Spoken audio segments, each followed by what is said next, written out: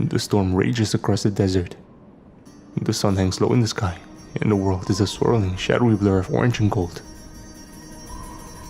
The sand stings like little shards of glass where it strikes my skin.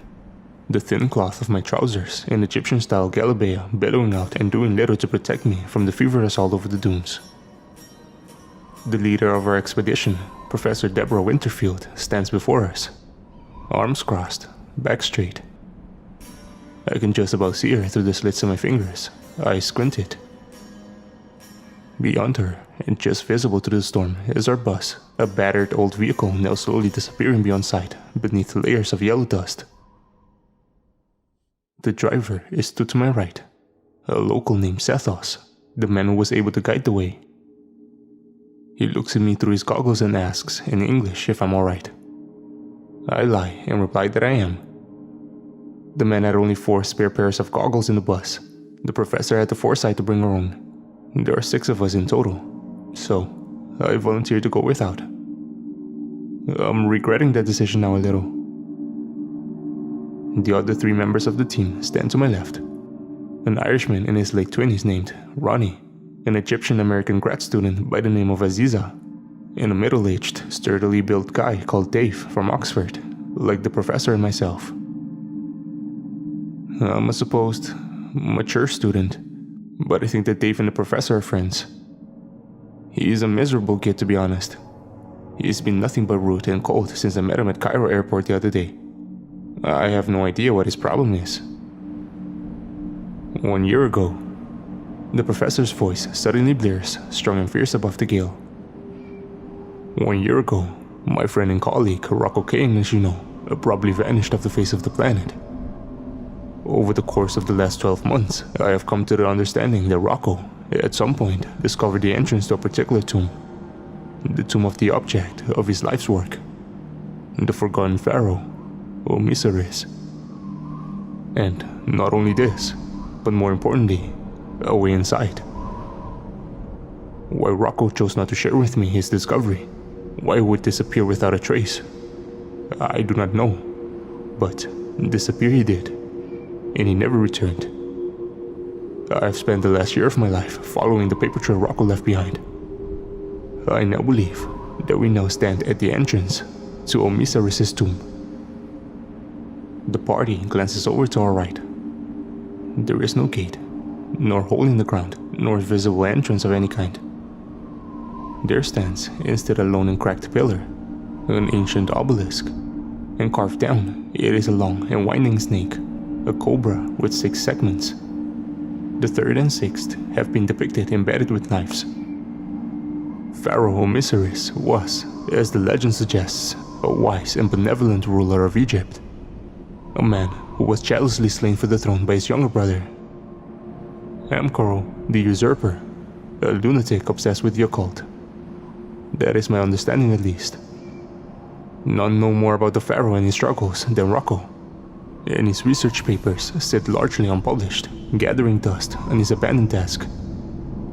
The professor is a hard woman, but I feel like in this sentence, I can hear a flash of emotion glinting off the edge of her voice.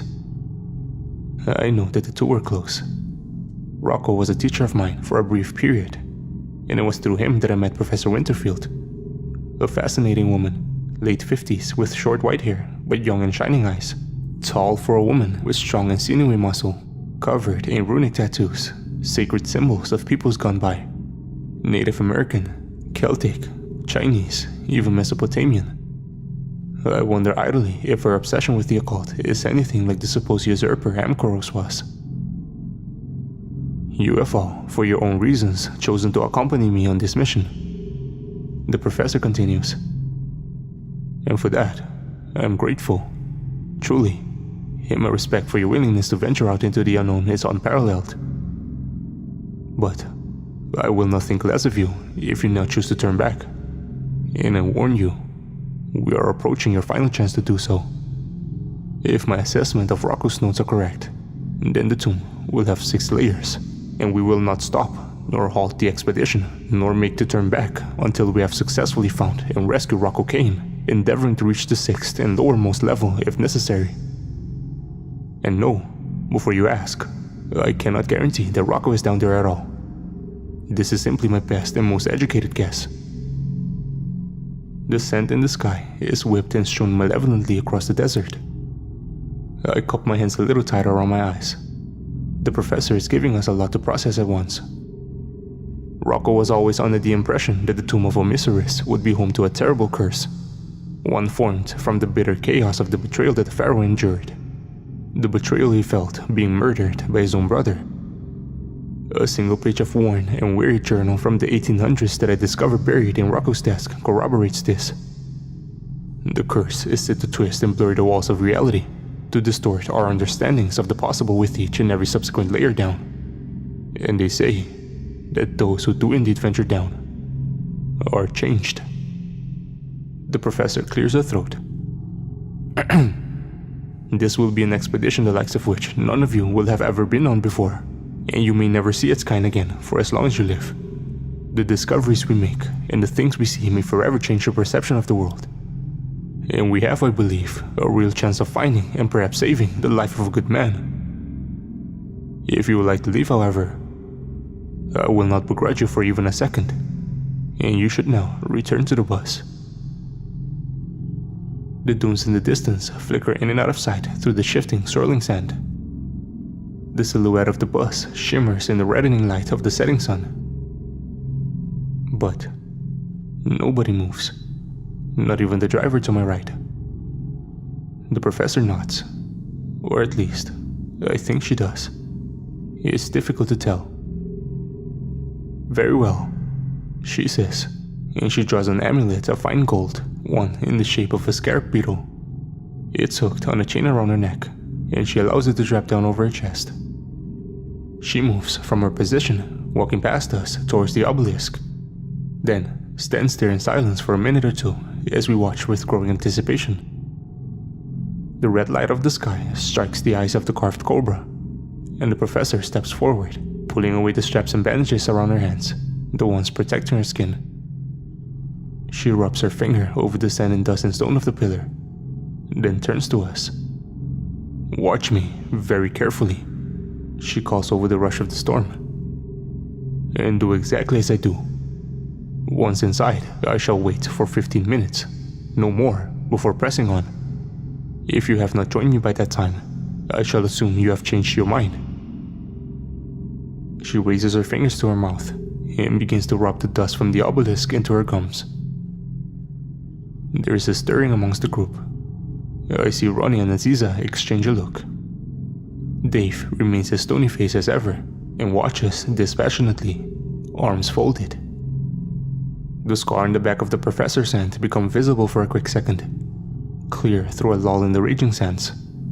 It's a deep and unsightly mark. A rough R shape comprised of a series of straight lines.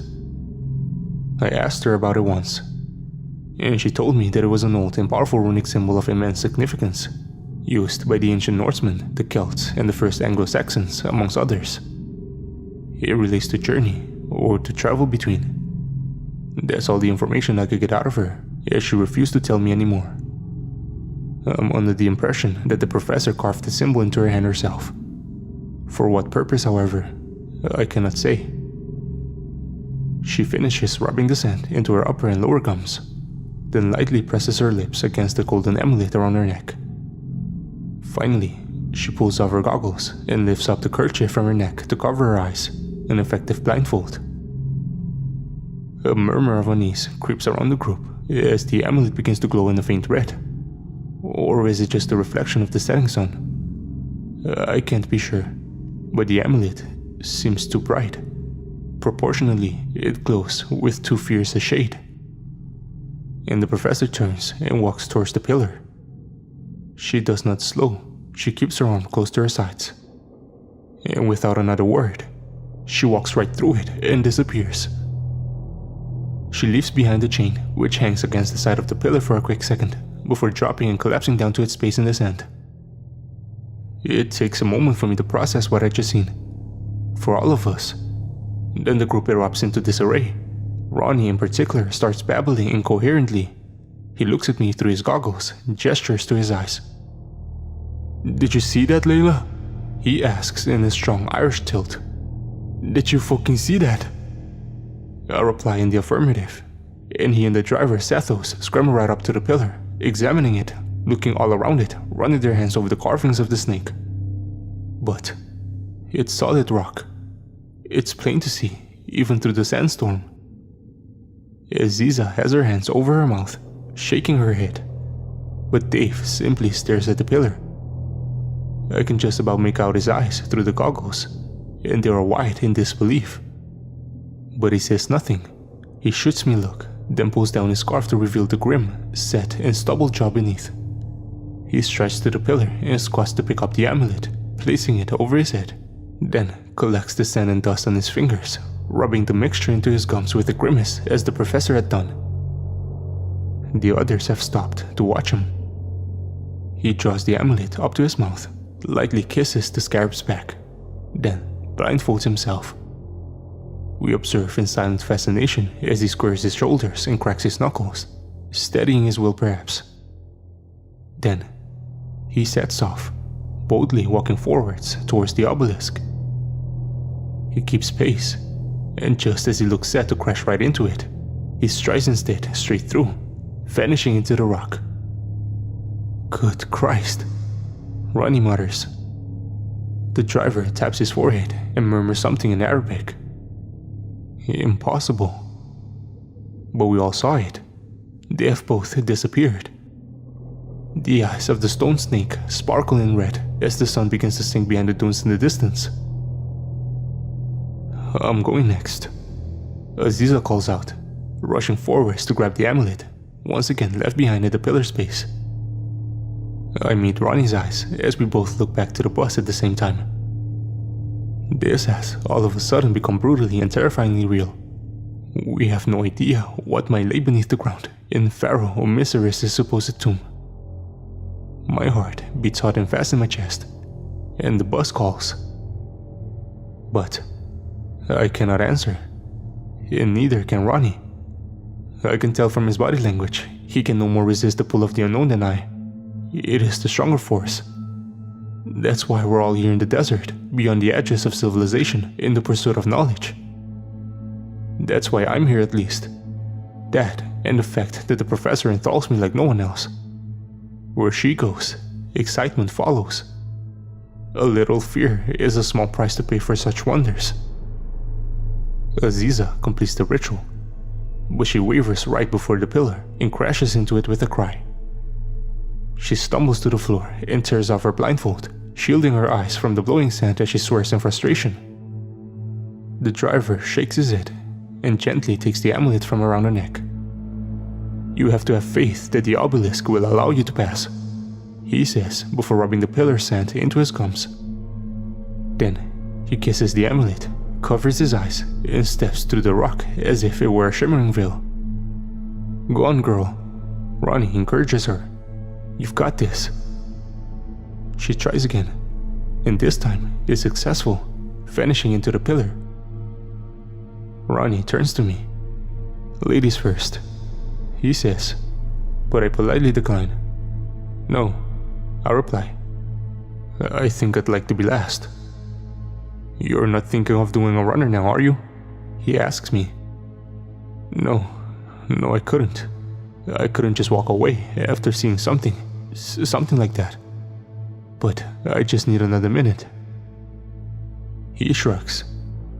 "Suit yourself, but don't take too long about it." He gestures to the setting sun, before stepping up to the pillar and collect the fallen amulet. He takes a deep breath and strolls right into the beyond. And then, it's just me.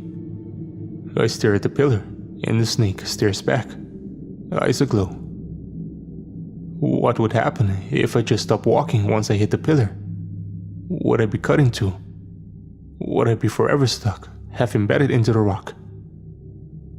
I push these thoughts from my mind. That's the wrong approach, I tell myself. The pillar is not solid. It can't be, or else it would have not allowed my team to pass through it. I will not get stuck in the pillar, because the pillar will allow me through. The pillar will allow me through. I lift the amulet in a shaking hand as the light of the sun sparkles like fire in the cobra's eyes. It'll be gone in the dunes in another moment. It's now or never. So I rub the sand into my gums. It's repulsive. I can feel the grains become stuck at once in my teeth. But I suffer through it, trying not to swallow any of the sand in the process, and kiss the amulet lightly on the scarab's golden back. Then, I turn to face the pillar, taking one last look before bringing my scarf up over my eyes. I call my nurse, frantic as they are, as best I can, and I march forwards, blindly towards the obelisk. It will let me pass. The pillar will let me pass. I do not brace for impact. I do not slow my step. And suddenly, the orange-red glow through the blindfold disappears in favor of a cool, darker, more colorless shade. The barrage of sand against my skin ceases at once, though the sting persists. The air remains thick, but as with the level of light, it too cools around me, and the voices of my companions became audible. There she is. I told you she was coming. I stop, my legs trembling despite the will I'm exerting upon them, and I tear off the scarf-turned blindfold, spitting the sand from my mouth onto the ground. The amulet, I realize, is no longer around my neck, and I stand in an enormous cavern, a long and stony hall flanked by giant, watchful statues, robed and tunic-clad men with the head of animals and birds. I bring a hand up to my mouth as I stare around in shock and wonder. My pulse races. Never before have I felt so small, so suddenly minute and insignificant, ant-like in a world of towering colossi. It's magnificent, isn't it? The professor asks from beside me. I can only nod at first. It's like nothing I've ever seen. I eventually replied. This whole place. It's incredible. Aziza is squealing like a schoolgirl. I watch as she bounces and flicks her long dark hair from her face, running from statue to statue and scraping off the subtlest of samples, which she promptly bags and pushes into her backpack. A row of branch-like torches adorn the walls between the great statues, accompanied by the occasional pot of what looks like oil. For now, however, we are utilizing the more modern light from the electric torches we brought with us. I draw mine from my belt and click it on, shining the beam over the walls. Miss Layla, Sethos calls to me from nearby. I head over to him and he gestures to a section of wall. You mentioned the subject of your thesis on the drive over. This may be of interest to you. We both light up the wall with our beams. Amazing, I reply. To be honest though, Sethos, even if I was studying English or maths or politics, this would be still one of the most fascinating things I've ever seen. He nods sagely. I lived in Egypt all my life, but I've never seen anything like this. This place. I will be always grateful to Professor Winterfield. She has given me an opportunity like no one else could. A chance to experience true Heka, the magic of the Ancient Ones. The scene on the wall is a series of intricately, carefully carved engravings. A detailed picture or collection of pictures in the stone. They tell a story. The first picture shows us a woman, an ancient Egyptian woman, I presume, huddled over a man, collapsed on the ground. The woman is scarred across her face, and she looks scared. The second picture beside it shows the man. At least, I think it's the same man. It's hard to tell. Standing on a podium and speaking to a large gathering. The woman is the same though. I can tell by the depicted scar. She stands just beside him, watching him address the crowd. My eyes wander down through the carvings. There is one of the man and woman exploring what appears to be a cave. There's one of them together in a boat. They look happy in that one, though it's difficult to discern emotion, to be fair. The final picture shows the woman alone, standing over a sarcophagus. Her eyes are closed, but she appears to be smiling. A shiver of frisson rushes through me And whilst I do not know the meaning behind the engravings, if indeed there is any, they make an impact on me nonetheless. "Come on," echoes the voice of the professor. "We should be moving on along our way." Reluctantly, Setho and I pull away from the wall to fall in step with the team. Aziza whines with frustration until a measured glance from the professor reminds her that we are of course here primarily to try to find and rescue our friend and colleague, esteemed academic Rocco Kane. Could he really be down here? I think to myself as our footsteps reverberate through the vast and stony hall, the statues watching from up above as we slowly pass by them. He's been gone for a year, and as much as I love to find him, what chance do we have? If he even came down here at all, what could we find other than his corpse? Does the professor know something we don't? Dave reaches into his pocket and pulls out an iPhone, connecting the headphones and pushing the buds into his ears. "Listening to anything fun?" I ask him. "Fuck off," he replies. "Mind your own business." Every time I try to make an effort, he pushes me away. Prick. Moronic thing to do anyway. I'd much rather have my ears free to listen. Though, there's not much to listen for at present. The professor brings us to an eventual stop. The hall and the statues carry on further into the distance, becoming lost under the blue-gray shadows. But we have reached an anomaly. A break in the repetition. Below us in the ground are 6 dark and narrow holes, roundish in shape, and a faint, almost imperceptible whistling echoes up from beneath. Realization lights up the faces of my team, one by one, as they understand what needs to happen next. I am one of the last, but when I realized, my stomach lurches in distress, and a wave of cold panic rises up to my head. "No," I mutter, looking at these holes in the rock, these dark and dangerous passages to the unknown. "Professor, you can't be serious. There's no way. You don't mean for us to..." "This is the way down," the professor says solemnly, her eyes glaring in the gloom. "Down to the layer below. They are mentioned in the extract from 1891. Though of course, I could not be certain to what the author referred without context such as this." Dave has gone pale. Aziza seemed to have only just clicked onto what we are talking about. Ronnie speaks, waving his hand. "I'm not fucking going down there, Professor. Not a chance in hell. It's too narrow. I'll get stuck." The thought of becoming stuck, of getting trapped in a vertical little tunnel, squeezed painfully and unable to move, alone in the dark. I hear the sound of rapid breathing, in and out, and I realize that it is mine. "I'm afraid that you have little choice. Wander off into the shadows of this endless hall if you wish, and it may well be endless. Or follow me down to the next level."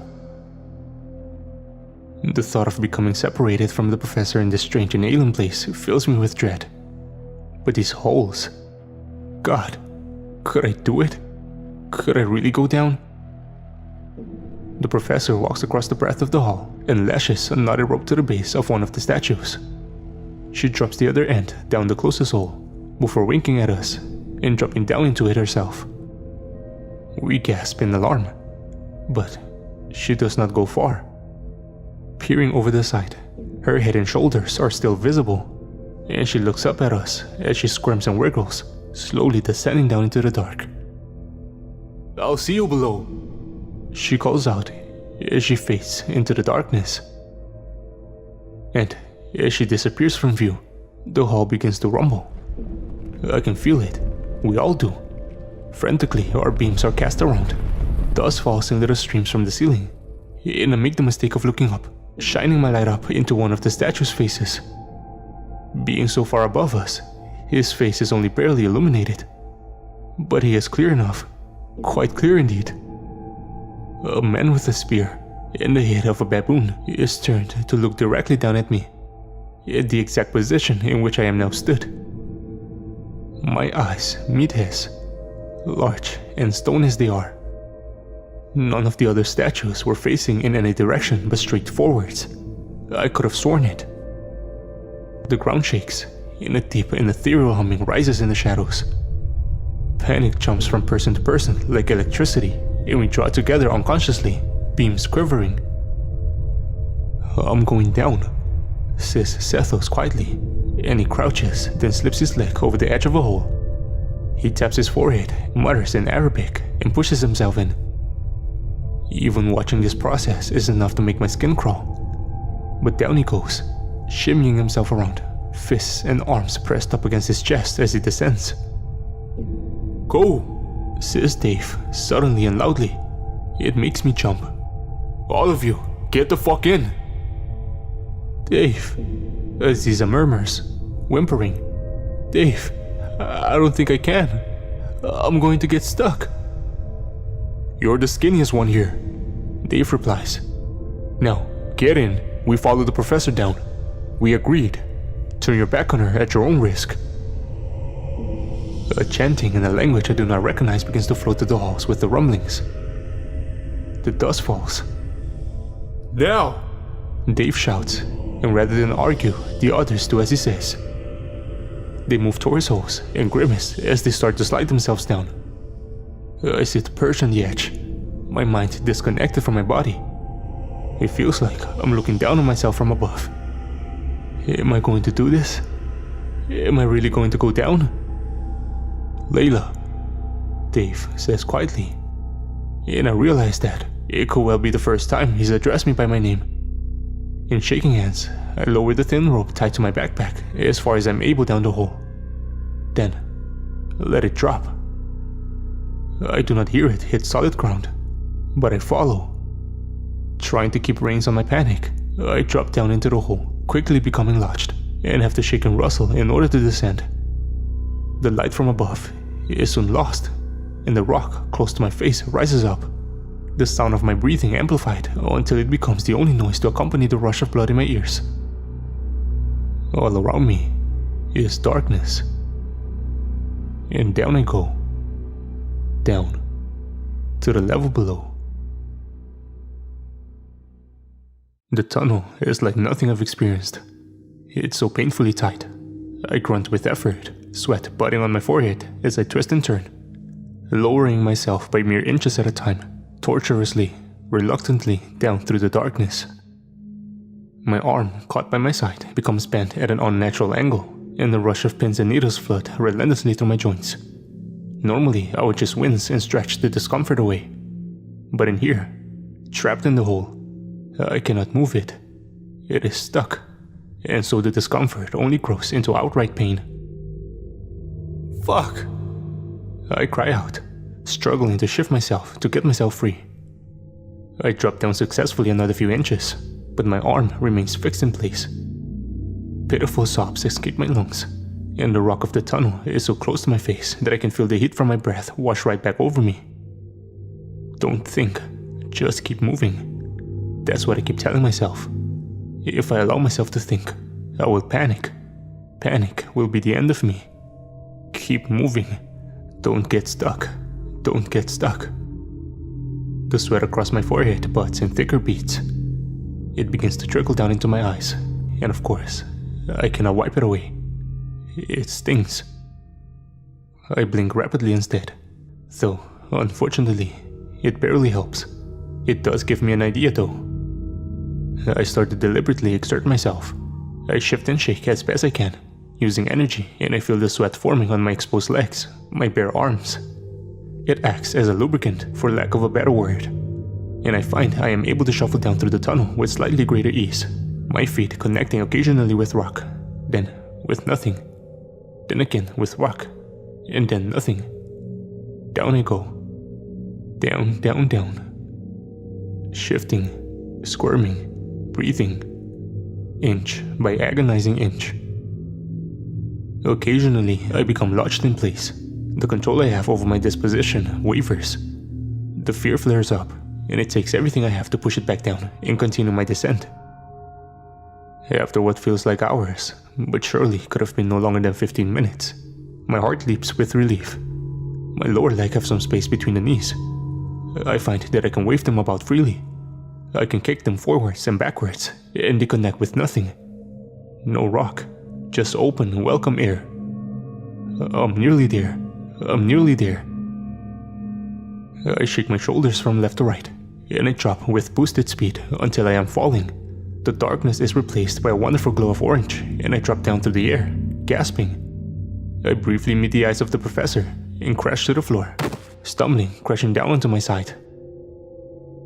I groan, but despite the sudden burst of pain, I can only grin to be free of such hell. I let out a laugh for the soul's sake. The professor reaches out a hand and helps me up. The knotted rope hangs from the hole in the ceiling behind her, and a pair of kicking legs dangle from another. Ronnie's, I believe. Aziza and Sethos are down here already. Aziza hugs me. That was the worst thing I've ever done in my life, she mutters giddily. I can feel her heartbeat fast against my chest. Sethos and the professor reach up to grab a hold of Ronnie's legs, pulling him clumsily down into the cavern as I stretch my arms, wincing and encouraging the blood flow to properly return. I take a good look at my surroundings. The ceiling is a lot lower in this layer. No more than 3 meters. Probably more like 2.5. Beneath the hole with the rope and against the wall is a curious candlelight torch, which the professor has, presumably, alighted. It shifts and stirs with a gentle yellow-orange flame, and a stream of thin, pale smoke rises waveringly up back through the hole. It smells pleasant, and the fire casts its flickering glow out and over the walls. And the walls themselves. At first, I think it is only a trick of the light, a distortion caused by the shimmering shadows. But I step up close and place my hand on the stone, and I realize that what I am seeing is no illusion. The wall is moving, ever so lightly, almost imperceptibly, but it is shifting. Low and gentle rolling waves ease their way along the rock, alternatingly bulging and retracting the hieroglyphs drawn and carved into the surface. Professor? I murmur. Have you seen this? The walls. They move. Yes, she replies, stepping up next to me, placing a hand covered in tattooed symbols against its surface. Quite curious. Quite curious? I repeat, staring at her. It's a little more than that, don't you think? Does the journal page mention anything about this? What about in Rocco's notes? Rocco's notes I've taken to be no more than guesses. He did not mention anything about the tunnels in the ground, nor about these shifting walls, nor indeed anything particular about any of the layers. And regarding the journal, I get the impression that the author never actually ventured into the tomb himself. His words are as a second-hand account. Here, take a look. She reaches into her bag and pulls out a copy of the page, annotated with her own notes in red around the margin. The original script is written in scrawling cursive and is difficult to make out, but it reads as follows. Of Amkaro have struck me rather deep. A lunatic, one would assume, but his story is one of such fascination that I cannot displace it from my mind. None of the chaps can understand a word the man says, of course. But curiously, neither can our translators, nor any of the locals we were able to take him to. It took a tremendous effort to drag the fellow away from the pillar, and for the longest time he would push us away as he obsessed deliriously over the obelisk. Were it not for the frankly remarkable state we found him in, I should think we would have simply left him in the desert and carried on along our way. When we finally had the chap settled at base camp, we were able to encourage out of him some drawings. The simplest of things, you should understand, but we had quite the time trying to work them out. An Arabian beetle of some kind, that one was quite clear enough, but the others, 6 circles marked with arrows and steps, a long low table adorned with bones, a frightening beast with a crocodilian head, and 6 lines, 6 horizontal lines over and over again with a figure set hunched on the lowermost. That was his favorite. He drew this a great many times and quickly fell to distress. By morning, he had vanished. I dare say he returned to the pillar, and were it not for our schedule, I should very much have liked to return for him. Amkaro. And there, the entry cuts off. I don't know what to make of it, to be honest. A frustrating piece of literature, one that raises more questions than it answers. The date in the upper right reads, 15th of June, 1891. The author writes about a man, a lunatic. Who do you think he was, Professor? An Egyptian man, perhaps. One who had somehow discovered a way inside the tomb. Though why no one was able to understand him, I cannot say. Nor do I have an explanation for the mentions of Amkaro, the pharaoh's brother and murderer. To my knowledge, the stories of Osiris and Amkaro was uncovered by our very own Rocco Kane. For these people from 1891 to have been familiar with the name Amkaro, they must have known something we don't. Something that has since become long forgotten. The professor shakes her head as the lights of the flickering flame reflects off of her weather-worn yet noble features. Riddles within riddles, but answers lie beneath, Layla. I can feel it. I gesture to the slowly shifting walls and the patterns upon them. Can you read any of this, Professor? The hieroglyphs, I mean. The professor grimaces and rubs her jaw, casting her eyes over the walls and down the passage into the darkness. I should have glanced over my shoulder to see Dave slipping from the hole in the ceiling and landing awkwardly on his backpack on the ground with a grunt. A little, she replies. But it is a difficult language to read without a period of long and careful study. The pictograms represent not only sounds, but can also refer to the exact image depicted, or even as a symbol or a metaphor for something else. And this is all possible within the frame of a single sentence. Here, for instance, I can, from long periods of research, recognize the names Osiris and Amkaro. These pictures here represent the sounds of the consonants in their names, and the symbol at the end, the Ankh, refers to life. The oval carved around the letters tells the reader that the names belong to pharaohs. Sethos has come up alongside us. He snaps a picture with a digital camera, the flash blinding us temporarily. My niece will be enthralled by the tales of this world, he says with awe. Never have I felt so close to my ancestors. And who else has? The ancients who walked upon this ground. Ronnie comes up on the other side, his red hair all the brighter in the orange glow. What about this one, Prof? Or these ones, I should say. The repeating line. He taps a series of hieroglyphs, carved much larger than the rest, and it only takes a quick look down the walls to see that they appear again and again, over and over. The professor studies them closely. The first is fire, easy to tell as the accompanying glyphs spell the letters for flame. The third relates to earth, or more accurately, to stone. The fourth is water, the three ripples, and thus I would presume that the sail, the second picture in the row, relates in this case to wind, or a gust of air. Fire, air, stone, water, Ronnie murmurs. We dwell on this for a moment, then continue on along our way, leaving the light of the wall torches flame behind us. We draw out our own torches once again, clicking them and scanning the beams down the passageway. It's much more claustrophobic in this layer than it was on the layer above. Though, I shouldn't complain. Compared to the tightness of the tunnels, it is far, far more than spacious enough. It's exhilarating, actually. This whole thing.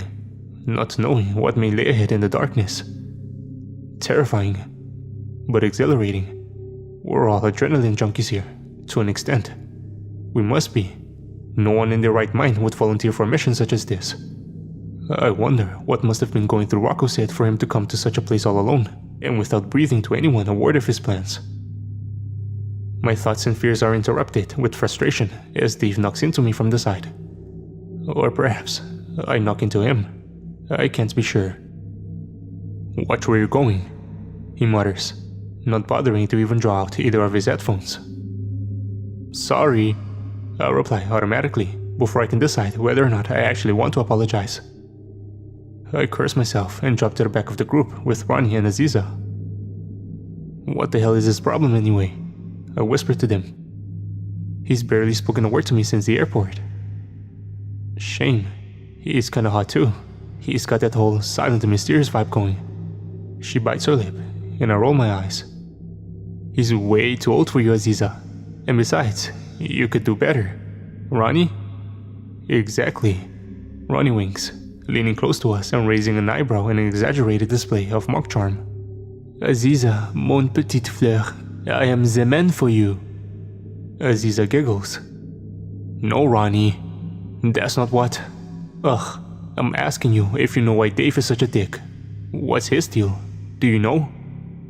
Ronnie chuckles, his shadow cast long over the shifting stony walls. Nope, afraid not. But I'm sure the professor basically saved his life once, a long time ago. And I reckon this is his way of repaying the debt. Interesting, I mutter, looking down the corridor and I head to the front of the group. The professor chats quietly with Satos to her left, and Dave is just behind, to the right. He walks stooped, his pistol rattling softly to the side of his belt in his holster. His hand goes to it suddenly as a blast of wind rushes down the tunnel towards us. The air is hot and fast, and I shield my eyes as sand is whipped up from the ground around us. Brace against the wall, the professor calls out over her shoulder, and we do so as the winds whip widely past. I turn my head to face back the way we came, and far down in the distance, I can see the flame of the burning torch get blown mercilessly out, and the air beneath the holes in the ceiling is plunged into darkness. The gust lasts for no more than a minute, but we're all a little shaken once it had passed. The fuck was that? Ronnie murmurs, but no one answers. A warning, I should think, the professor mutters after a while.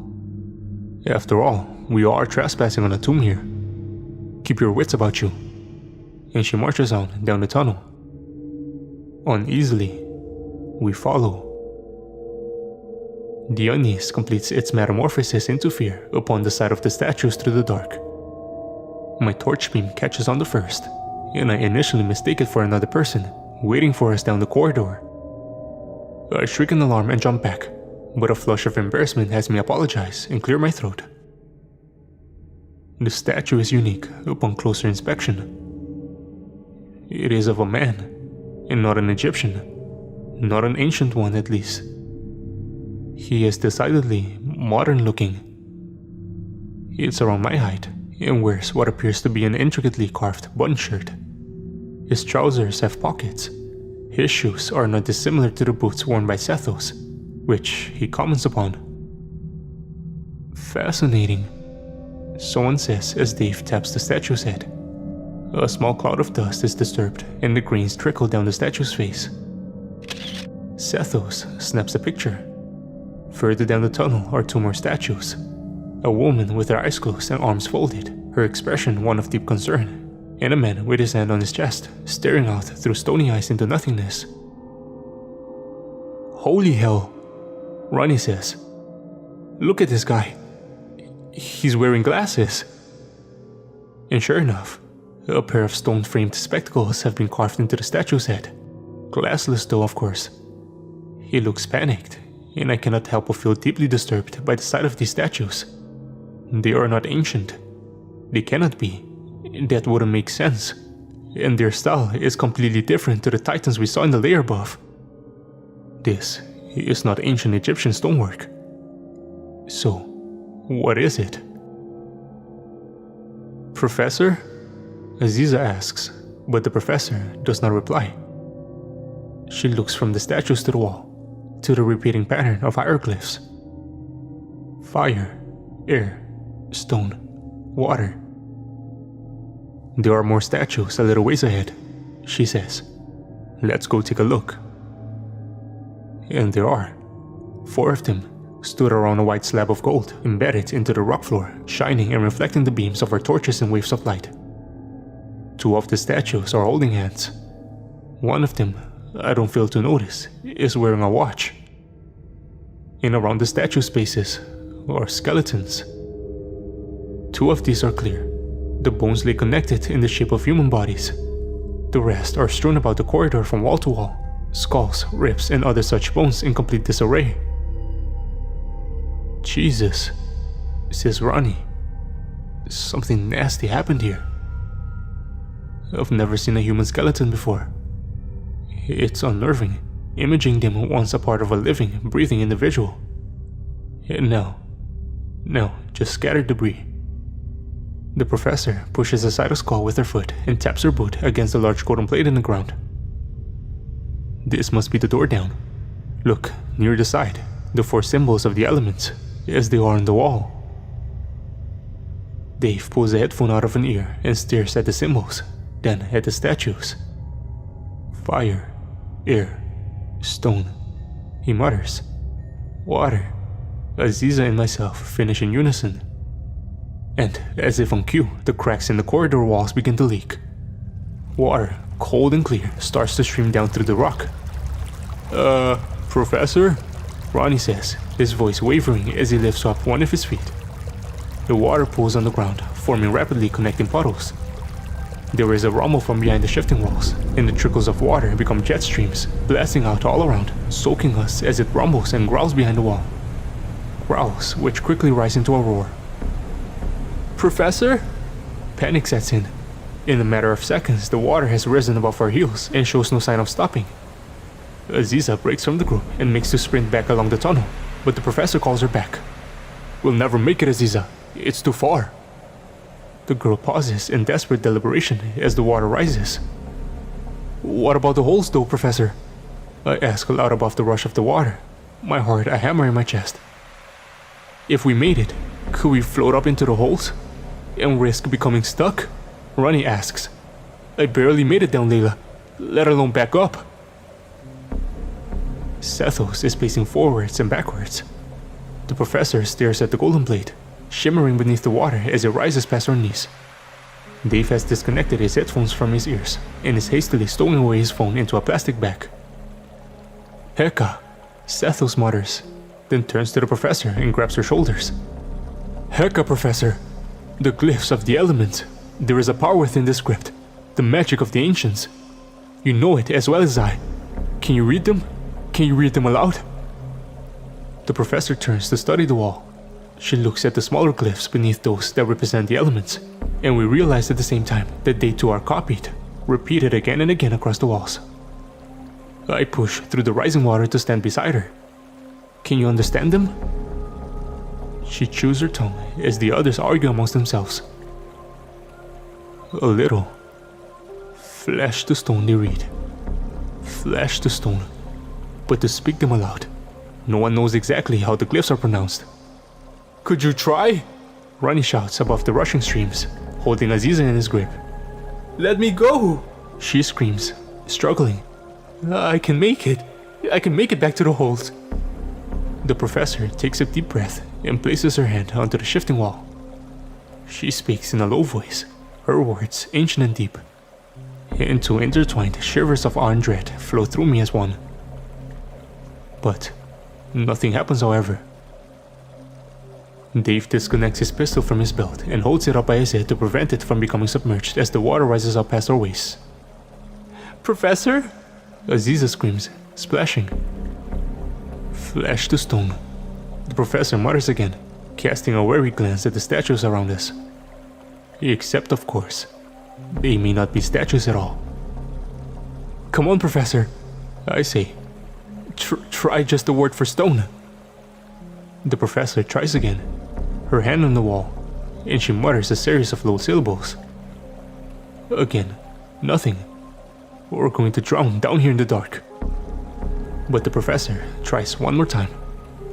She shouts out loud above the flow and stream of the water. The same word as before, but her pronunciation altered. And her eyes flash cold. She draws her hand away from the wall, as if it's struck with an electric shock, and we stare as the skin of her palm appears to bulge and warp, in time with rolls of the wall. Flesh to stone!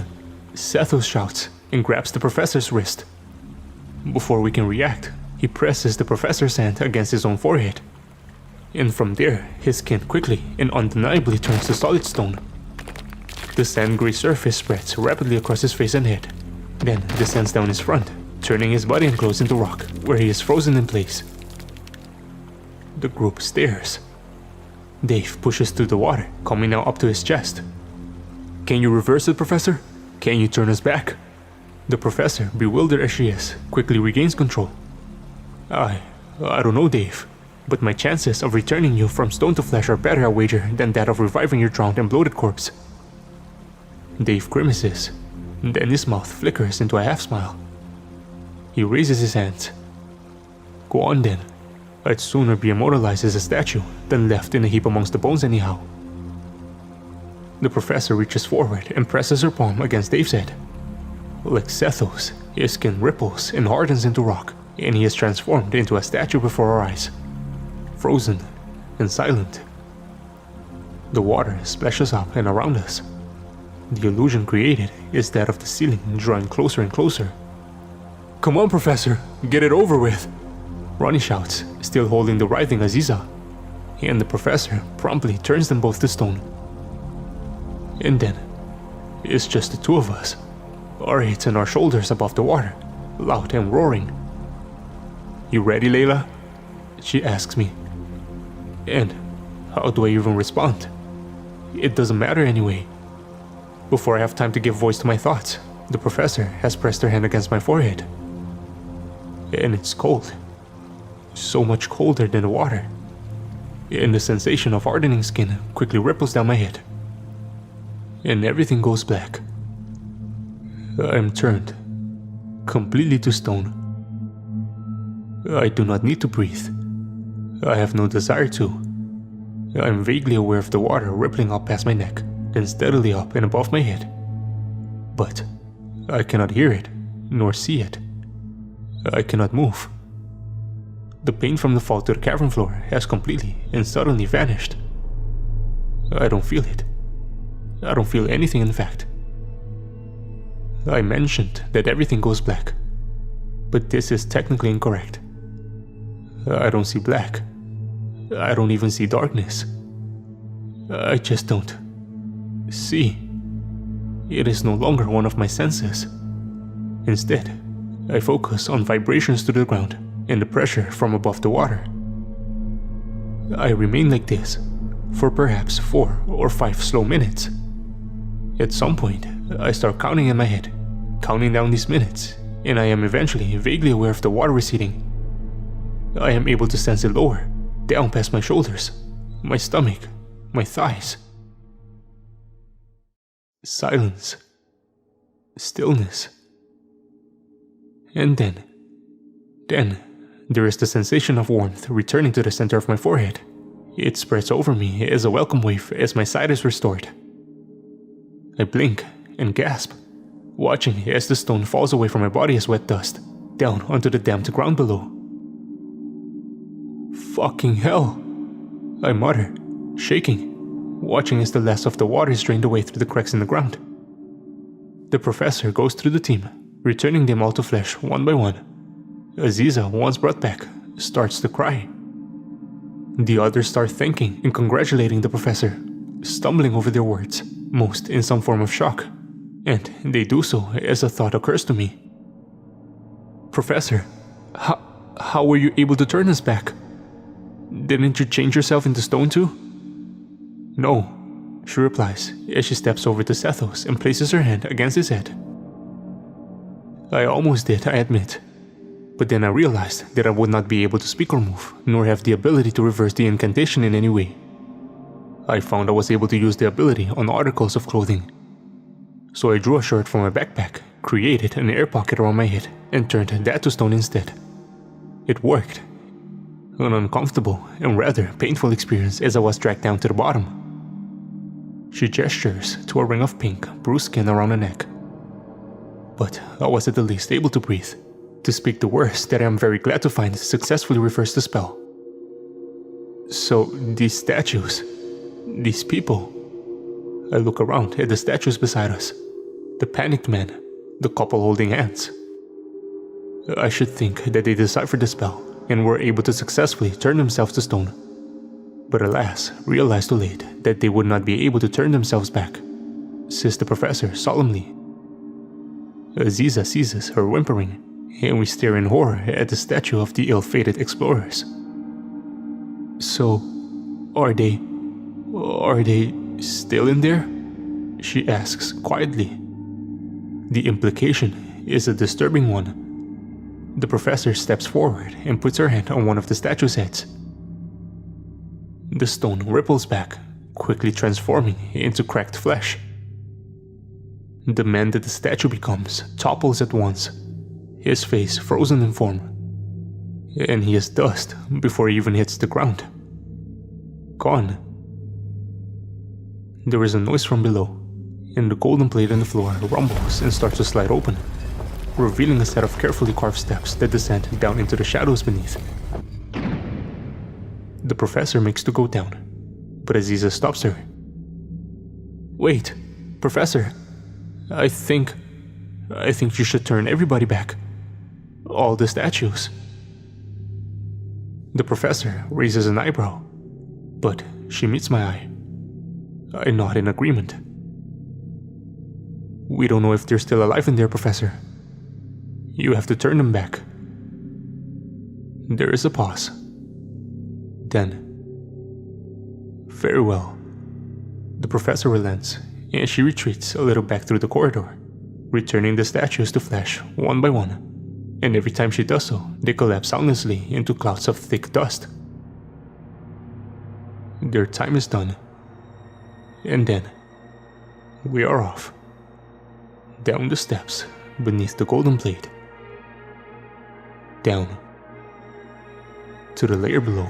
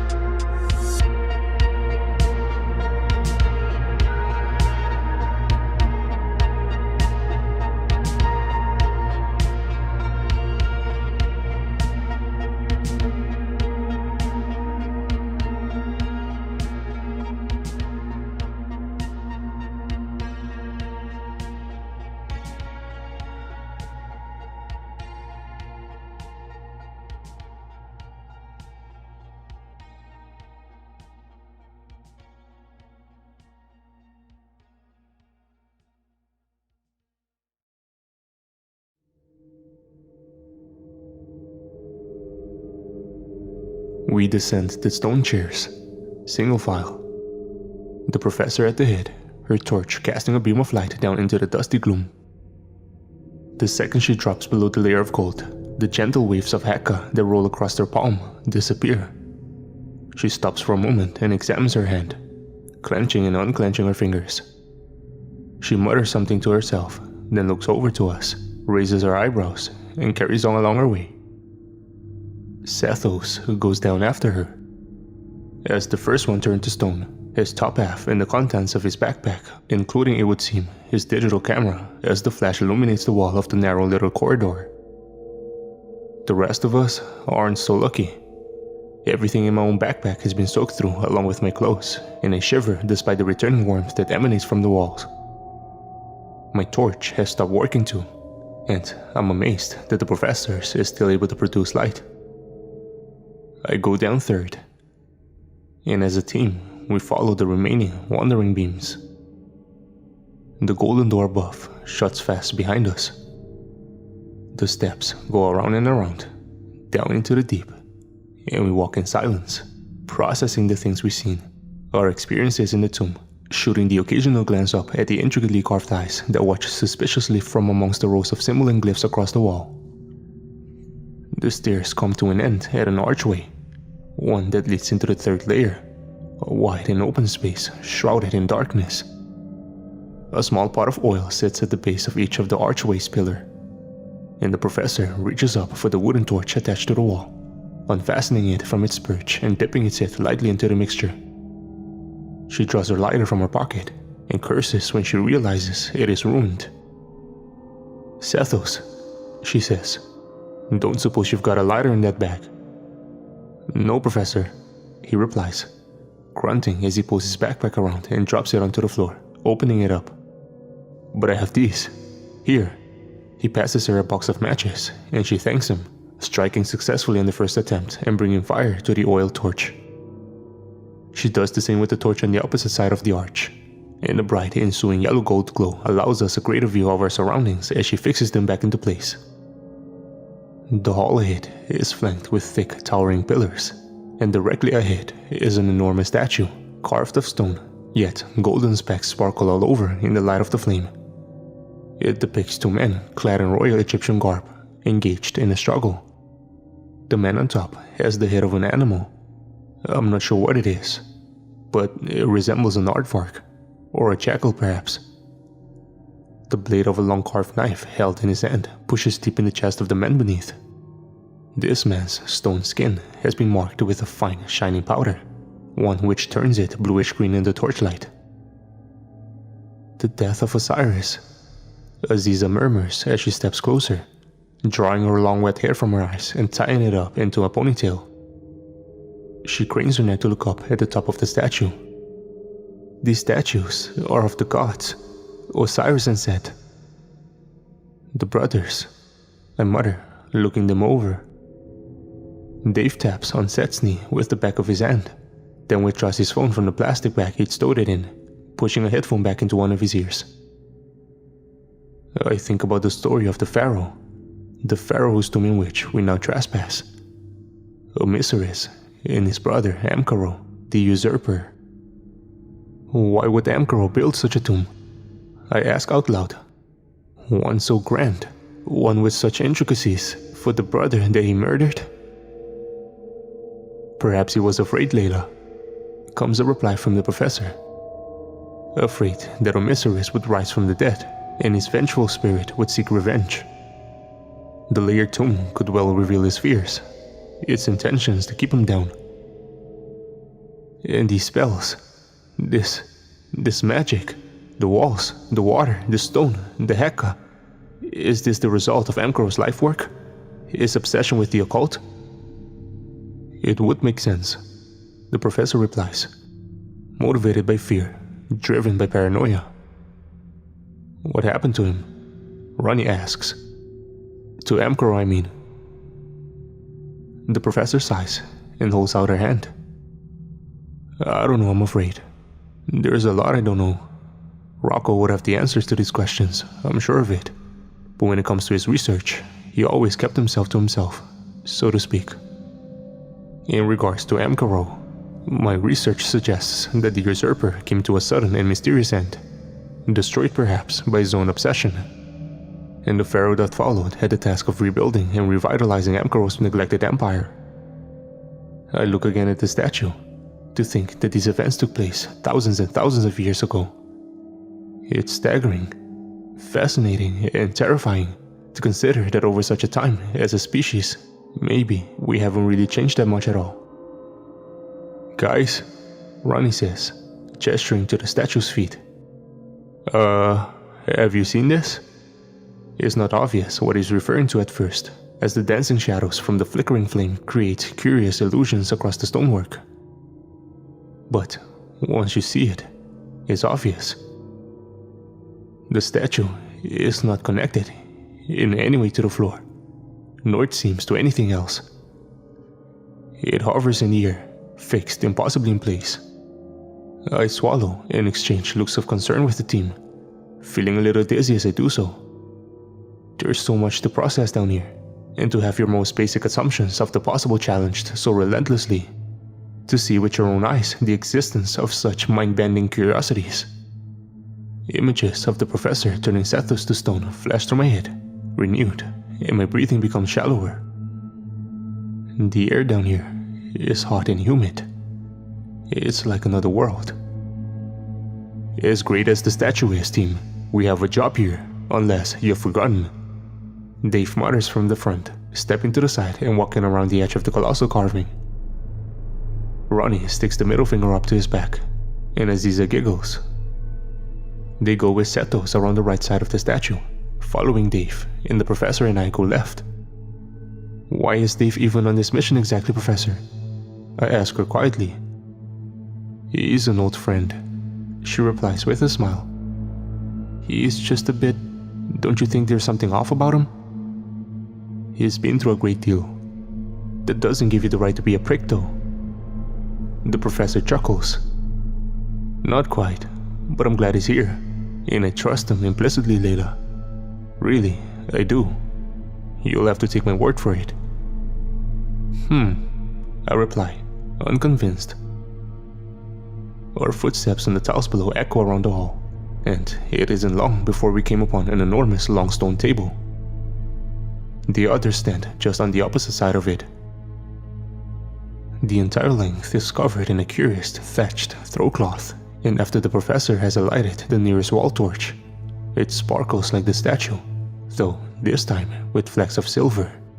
Hieroglyphs have been perfectly stitched into this alien fabric, though only small parts are visible, as it is largely buried beneath great piles of ancient gold, long forgotten and shining relics amidst lumps of the precious metal, along with silver and copper, piled high all the way down the table and into the darkness toward the far end.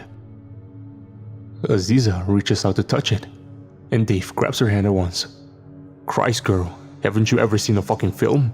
You don't disturb piles of gold and cursed tombs without an idea of what you're doing."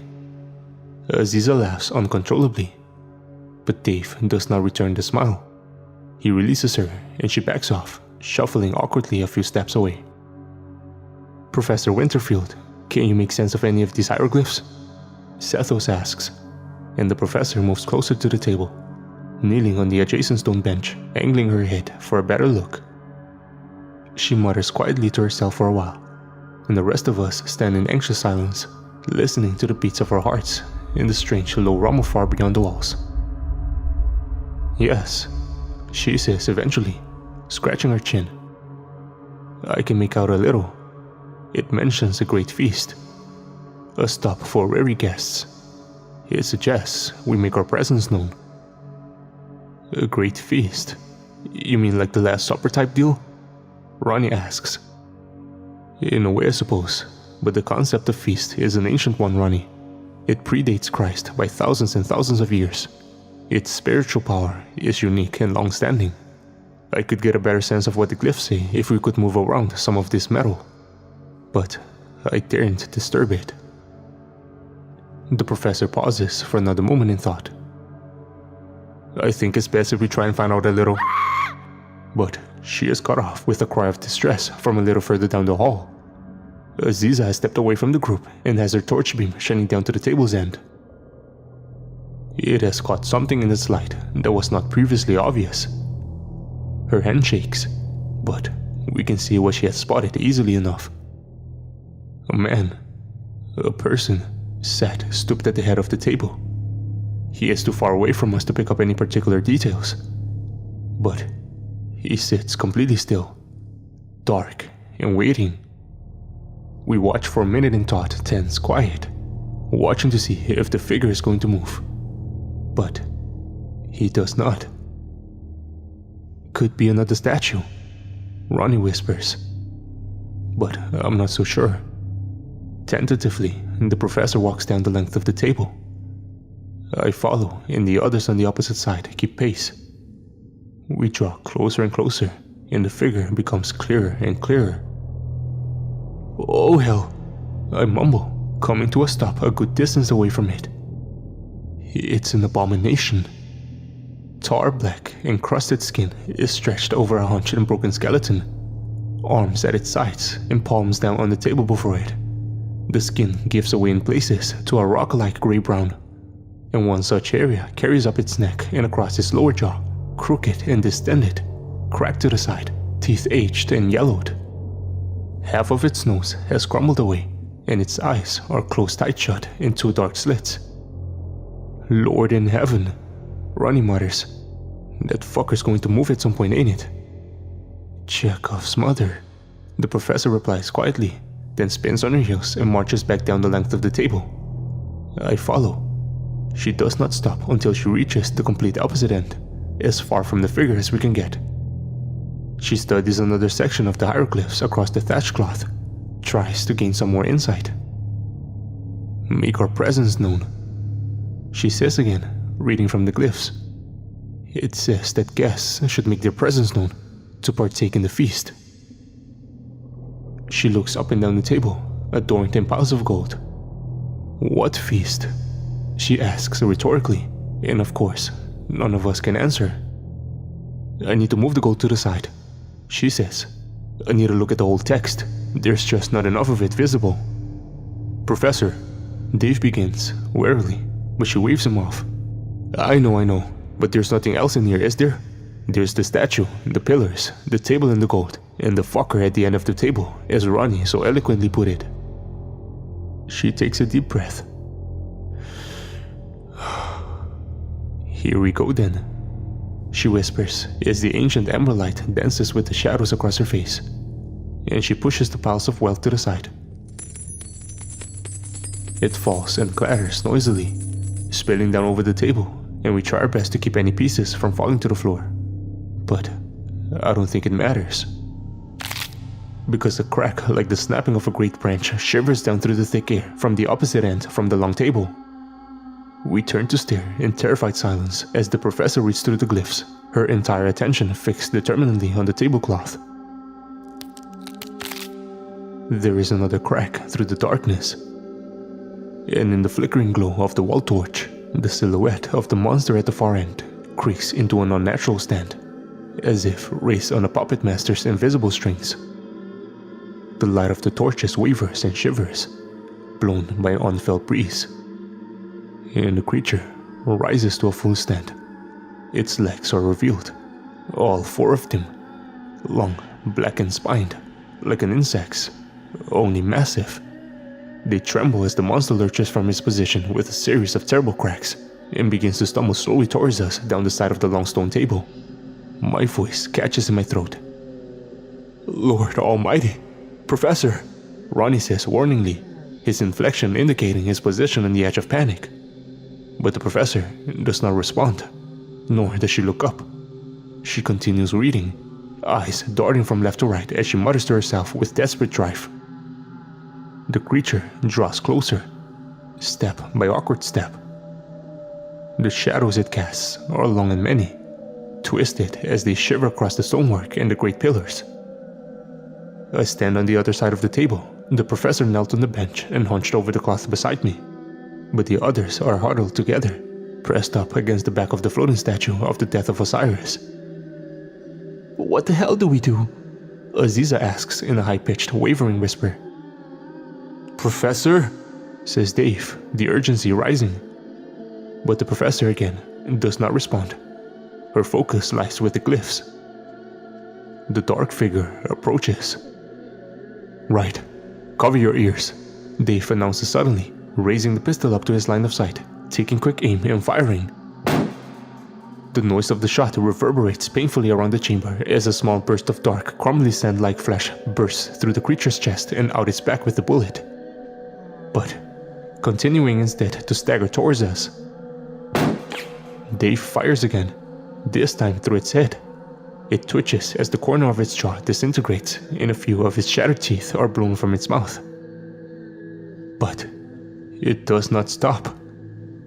The professor fumbles for something in one of her many pockets, drawing out eventually a little tin. "Try one of these, Dave," she calls out over the ringing in my ears and throws it to him, allowing only a quick glance out from the hieroglyphs. Dave catches the tin and cracks it open, revealing a number of small, shining silver bullets. Ronnie and Sethos exchange a look behind him, but the man asks no questions. He draws one out and opens the chamber of his gun, sliding the silver bullet inside. A hiss, like the release of high-pressured gas, escapes from the monster's throat. Only a few meters away now, and Dave takes aim and fires. A noise akin to a single bit of wind chime rings high and clear through the air, and the bullet tears through the monster's chest, creating a small hole adjacent to the first. But it does nothing, and as with the others, the figure barely registers it at all. "Oh well," the professor mutters, shooting another glance up at the monster. "Worth a try." "Professor," Sethos shouts out, "what are we going to do?" "Must I be the only one with any ideas in this accursed tomb?" she says. "Have you tried the torches, for heaven's sake?" The torches. There are 4 currently alighted and attached to the walls. One is held in its clasp near the pillars towards the head of the table, lit by Dave and beyond the path of the frightening figure. The other 3, however, are accessible. 2 remain by the entrance on opposite side of the arch. Sethos and Ronnie scramble for these. The 3rd is on my side of the table, a little ways down. I sprint for it, lifting it out of his hold in trembling hands, the flame blurring my vision temporarily as I grasp in front of me like a burning sword. The movement catches the creature's attention. Or perhaps it is the heat, as its dark eyes still appear tightly sealed. It pauses, and its head cracks around to face me. stood exactly opposite on the other side of the table. "Stay back!" I choke out, holding tight to the torch. The creature turns. Its head remains fixed on me, but it scuttles slowly around in a circle on those horrific insectoid legs so that its torso lines up with its face. Its jaw shivers, and the hissing grows louder. A blur of bright and wild orange shudders quickly through the air to the creature's right, and the thrown torch strikes it hard in the temple, the burning oil splashing out over its face.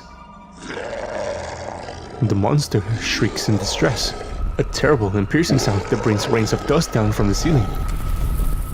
It stumbles blindly backwards and into a pillar of flaming oil leaks and drops to the floor.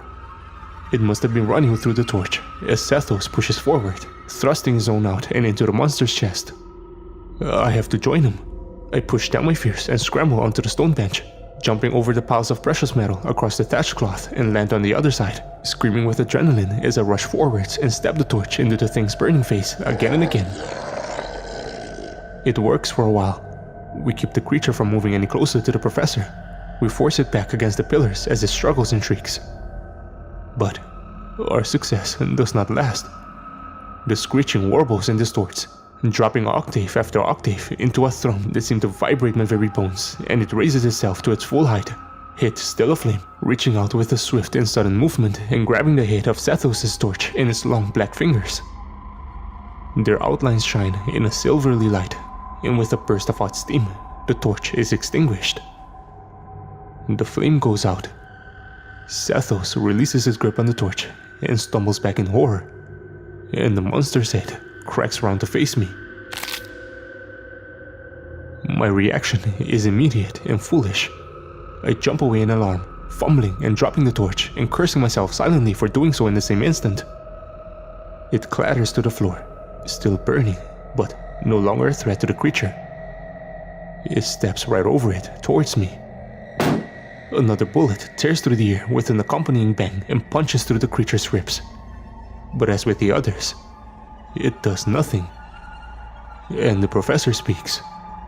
"Set yourselves at the table at once," she commands in a voice like the wind. "Take your places on the bench and prepare for the feast." Dave turns to stare at her.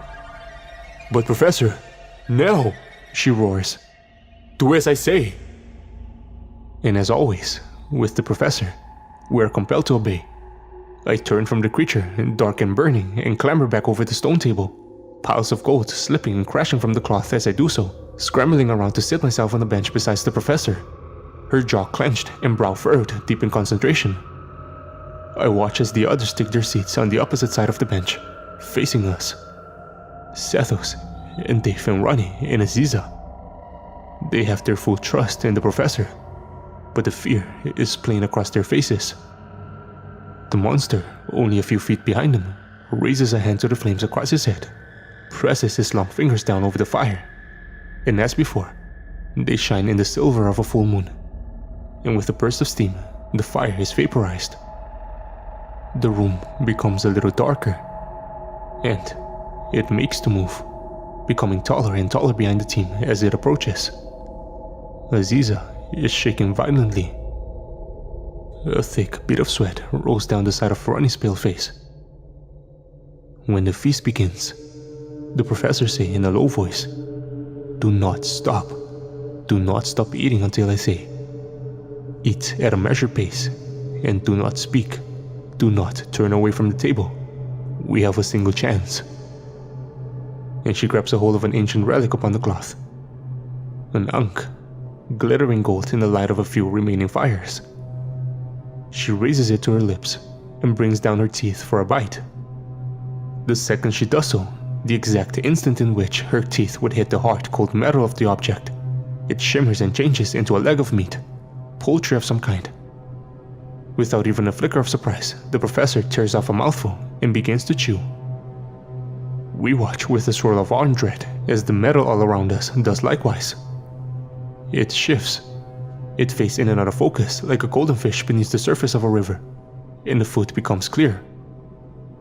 A plethora of fruits, some fresh, some dried, some that I recognize, but most I do not. Plates of rich, carved meat, on and off the bone, birds and seasoned vegetables, curious, strange-colored, hard-grained breads, dates, bowls of honey, figs, and fine white cheeses.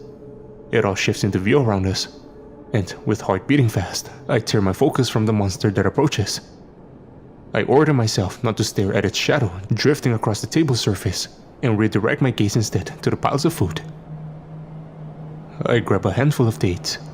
I bring them to my mouth, take a deep breath, and start to chew. The others do the same. They each take a helping and begin to cautiously eat.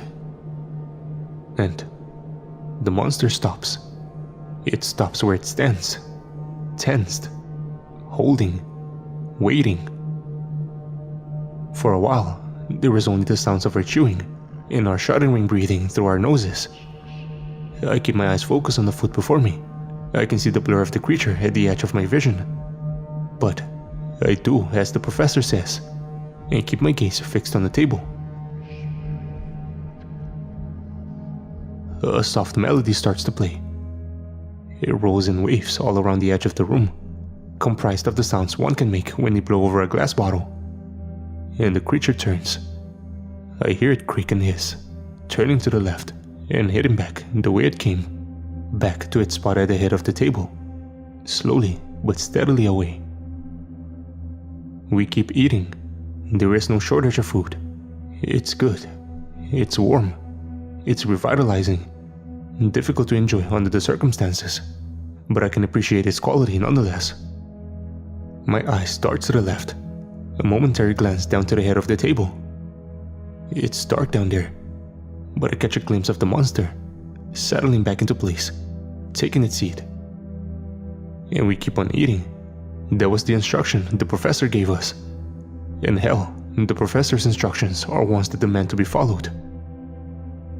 As the feast progresses, the melody in the air remains steady, a soft and haunting tune on the edge of hearing. But the food begins to change.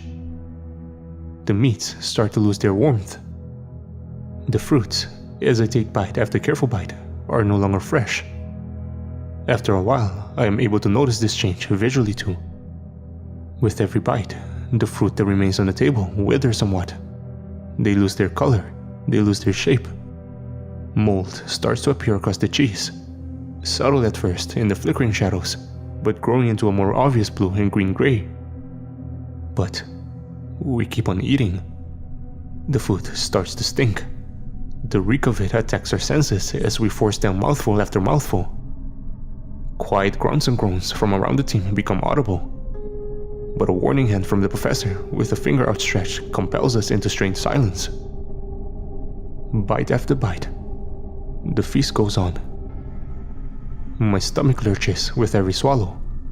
My skin sweats with discomfort as my mouthfuls of food become smaller and smaller. I have to start picking hairs and even small feathers from my mouth as I bite into the meats. The vegetables, the cheeses, as they bulge and melt with rot, they peel back to reveal bones, little ribs and slender, segmented spines. My stomach lurches again, harder this time, and some of the food rises back up into my throat. I grimace, eyes watering, and force it down. Dave is sat across from me. I can see the fingers in his right hand clenching into a fist, over and over and over. And then there is a loud gag. I cannot help but look from the table at the source of the noise, as Aziza shivers and vomits noisily over the food and the cloth. She gags again, slamming her hand to her mouth, and my attention is drawn to another noise, one at the head of the table. I swivel to look, to see the monster rise up from its seat, leaning forwards, scrambling down the length of the table on all four of his nightmarish legs, kicking plates and bowls noisily onto the floor as it approaches. I grab the professor's arm. "Professor, what do we keep eating?" she says coolly, but her voice wavers.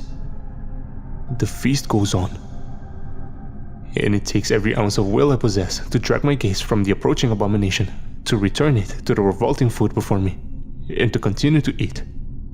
But I do so. The creature approaches, the clattering draws nearer, and then, right by my head, it abruptly stops. The hissing is to my immediate left, by my face.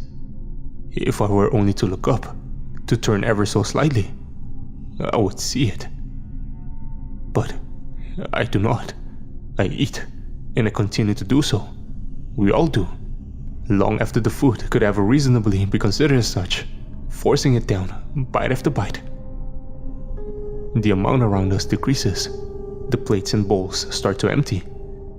And we're in the final few plates, when one of us breaks. With a loud and tortured retching, they convulse, dark bile spilling from their lips, through their hands and spraying out over the table before us. They gag again and violently release, swearing in panic. Sethos, our driver. The creature does not even give him a chance to escape. With a sudden speed, it clambers down the stone table and bench behind him, using two of its legs to slam his hands down on the table, holding him in place. One of its hands presses down hard onto Sethos' shoulder, the other connects with the top of his head. Nobody move, the professor hisses, particularly at Ronnie, sat to Sethos' left. But, Professor, he replies under his breath, the torch. Don't you move, Ronnie, don't you fucking move, she hisses back. Eat. And we do so. We continue to force down the waste. We force it down as the creature's hand against Sethos' head starts to glow silver. I'm sorry, Sethos screams. I'm so sorry. Fuck. And he descends into a string of garbled Arabic, writhing and shuddering madly in place. The veins in his hands popped as his fingers rake across the stone. Steam bursts from the top of his head, temporarily shrouding the monster's hand in a mist-like cloud.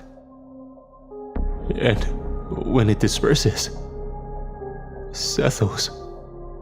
Oh my god. Sethos. I'm so sorry.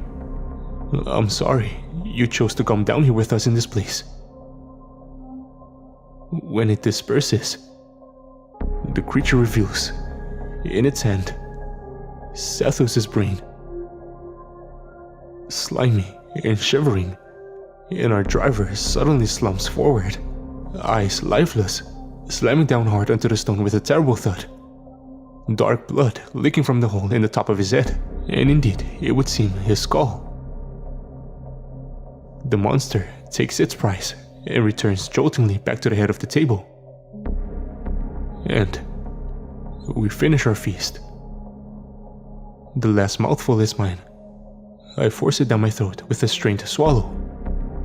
And the statue to our right, the statue of the death of Osiris, begins to rise. A hole opens up in the ground below. And without a word, the professor stands from the bench and begins to quietly walk down the descending stairs the hole reveals. Dave carefully picks up Sethos' backpack, left propped up beside his corpse against the bench, and carries it with us as he follows. Ronnie stands up as well, and Aziza follows. Silent tears stream down her face. And in a state of shock, I follow too, mechanically like a robot, stomach twisting and bubbling. I follow the surviving team. I head to the hole beneath the statue and begin my descent. The stone stairs carry me around, and I catch one final glimpse of the monster at the head of the table before he vanishes from sight. A dark silhouette about to begin a feast of his own. And down I go. Down to the layer below.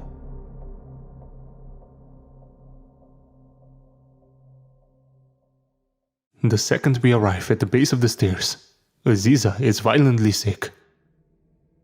The sound of the bile splattering against the dusty stone tiles is enough to make me gag myself, and I turn away, my stomach contracting painfully as I do so. We did nothing, whispers Aziza, spitting and wiping her mouth as the professor lights the wall torch. I catch a glimpse of Dave, grim-faced, headphones in. Our eyes meet, and he looks away. She says it again, louder. We did nothing. We just sat there and ignored him. Sethos is... He's dead. He's dead. If you had gotten up to help, you would have been taken in turn. The professor replies. Aziza is shaking her head, angrily. You don't know that, Professor. There were still burning torches. Maybe we could have, if you had gotten up to help. The professor says again, her voice rising. You would have been taken. The walls down here shimmer and shift in a manner like they did on the second layer, rippling slowly like water, despite being hard and solid as rock to the touch. That same mysterious rumble from beyond growls steadily at the edge of her hearing.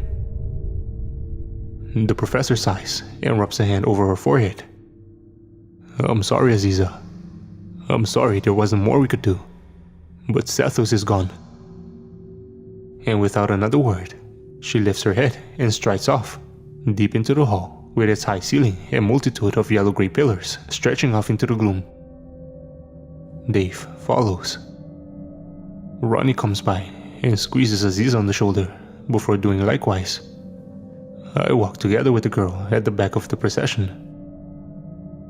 It was my fault, Layla, she whispers to me, struggling to hold back sobs.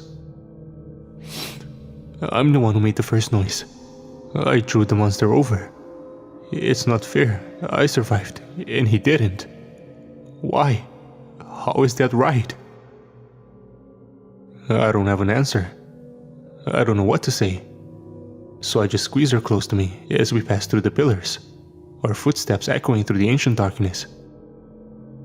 We continued on in more or less a straight line for maybe around 20 minutes more in pensive silence.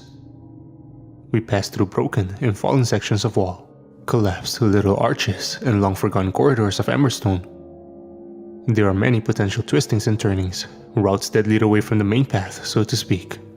But we ignore them all and arrive eventually into a wide hall, marked by 4 enormous columns, larger than the rest, one in each corner. An obelisk stands in the center, atop a series of low circular steps that rise up around its base. The top is pointed, with hieroglyphs carved all the way down. And behind it, against the far wall, massive and awe-inspiring, is an intricately carved scene, with even greater detail than the one that Sethos had shown me in the first layer. There are 3 pictures depicted. The first shows a boy stood between 2 Egyptian gods. He wears the pharaoh's neme and holds in one hand the king's flail, the nekek. The second picture shows a sarcophagus, stood in the place of the boy and adorned on either side by weeping women and a solemn priest. The third is similar to the first. A different boy, younger perhaps, stands between the gods. He likewise wears the neme, but instead holds the king's crook, known to the Egyptians as the heka, with a lowercase h. The boy in the first picture appears to be smiling. The boy in the third is not. Beside each picture is a series of glyphs, massive but few in number. The professor stares up at him. We all do. Dave casts the beam of his torch up to join the professors. Can you read them, Professor? I ask her. Yes, I'm surprised you don't recognize a couple yourself by now, Layla, she says quietly, pointing up towards the enormous glyph to the right of the first picture.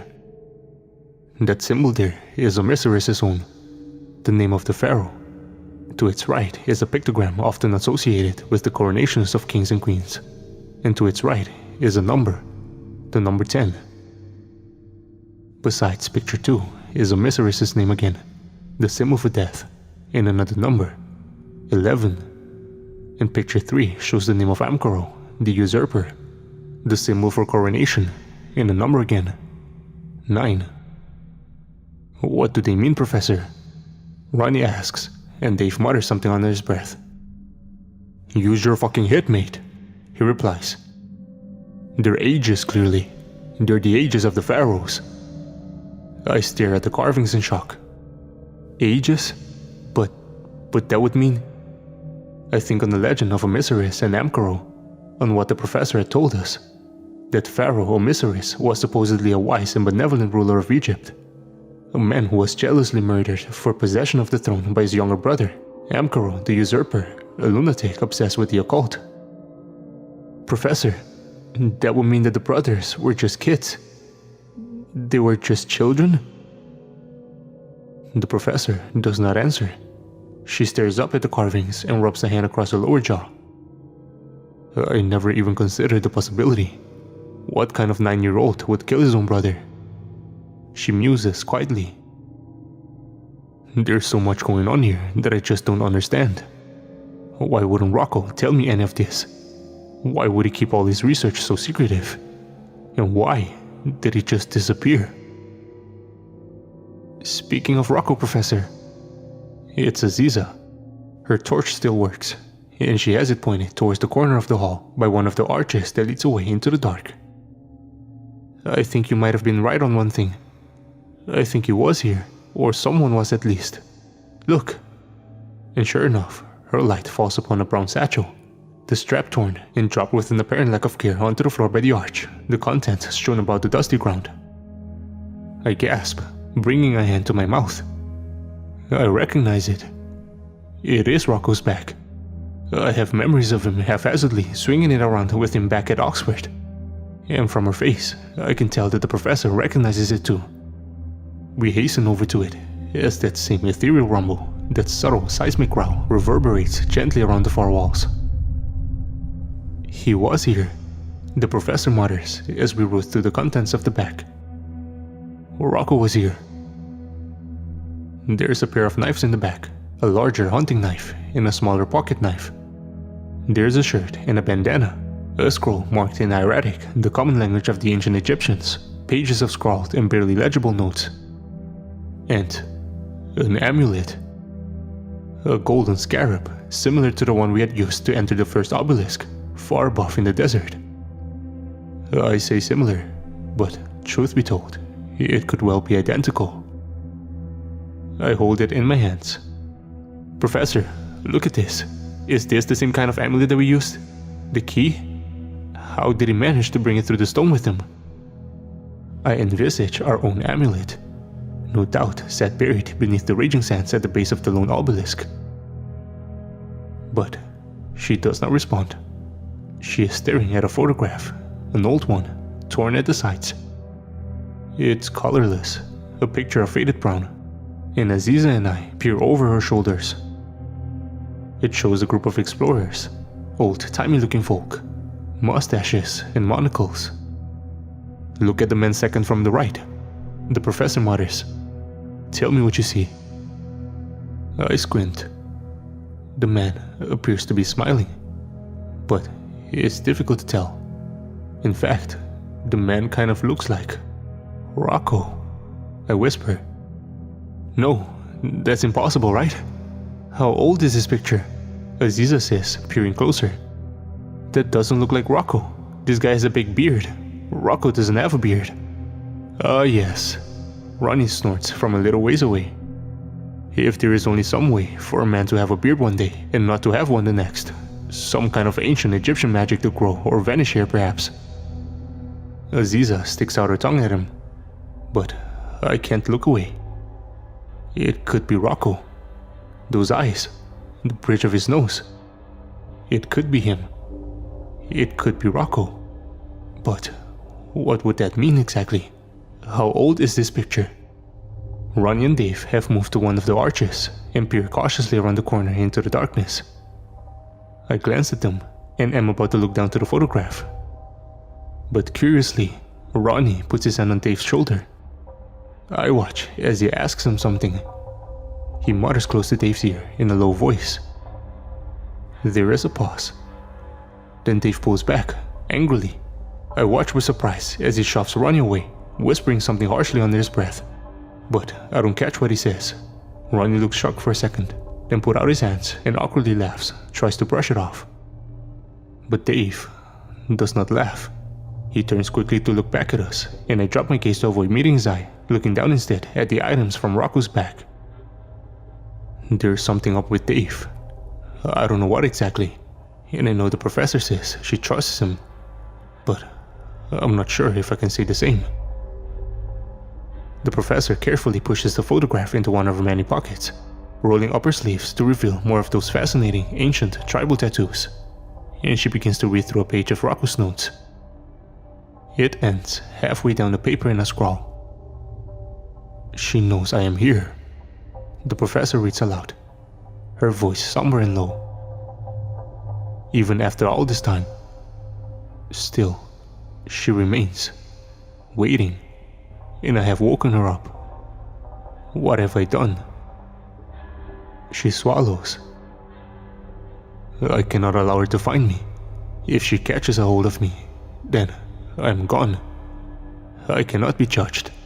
If I am brought before Anubis, I will fail the test, and I will be hers. I cannot take the test. I cannot allow her to catch me. The professor's hands shake. I am sorry. I am so sorry. Amit is awake, and she is ever hungry. Amit is awake, and she is on the move. Silence. Who is Amit, Professor? Ronnie asks, uneasily. The devourer of the dead. The professor replies quietly. The soul eater. And again, we hear the rumble behind the walls. Only, now that we are listening more closely, it sounds less like the stirrings of the earth, and more like an actual growl. Deep and malevolent. And closer. Much, much closer. It sets the hair on my forearms and the back of my neck into a rise. I watch as Dave quickly draws his gun from his hip. Ron, examining Rocco's pocket knife as he was, tightens his finger around it. The larger of the knives I grab for myself, keeping it sheathed and attaching it to my belt with trembling fingers. A song starts to play through the hall, similar in tone to the one in the layer above. A series of long, low notes, forced from the air that passes quickly over the rim of a bottle or vase. The tune is a haunting one, and it makes me feel very cold. Very cold indeed. Dave pushes his headphones into his ears a little tighter. And a reptilian hiss, hostile and hungry, echoes from the far side of the hall. We all turn as one to look at the arch in the opposite wall, watching as a large shadowy shape emerges from behind it. The snout of an enormous gray-black crocodile. "Run!" the professor whispers, and we do so, scrambling to our feet and tearing away at once, desperately, feverishly. The terror that now burns within me, compelling me forwards, commanding my legs to comply as we sprint chaotically through the dark and stony corridors. And Emmett follows. Round corner after round corner we run, blindly, but the music grows louder and Emmett keeps pace. Every time I dare risk a look over my shoulder, I see her at the end of the corridor, a dark and shadowed glimpse of a form, bounding after us, a monstrous and unforgiving chimera. The constant crocodilian hiss gives way to that rumbling growl. Dave, just ahead, stops in his tracks and swivels, raises the gun and takes quick aim, then fires. Once, twice. The sound of the gunshots burn in my eardrums, and the bullets strike their target, but the monster does not slow. Dave grimaces. He swears, muttering bitterly, turning and running along beside us. Why the fuck did I even bother bringing this thing? He spits as we crash round another corner. It's hard to tell, but it feels like we're being forced in a wide circle, with the 4-columned hall at the center. Ron is just at the head of the group. He turns to look behind. Then he stumbles, and as he does so, he slams hard into a stone pedestal, tripping and crashing to the ground and taking an ancient vase along with him in a shattering of dusty pottery. Clouds of sand billows up and around him as he falls, and it all happens so fast. We pass him by, then stagger to a stop as fast as we can, staring back. He cries out in pain, tries to stumble to his feet. The penknife has become embedded in his leg, and he grunts as he pulls it out with a splatter. "Ronnie!" Aziza screams. But there just isn't enough time. There isn't enough time to do a damn thing. He turns to look behind him, cowering in terror and protecting his face and throat with his arms as Emmett leaps upon him. I can see her properly now.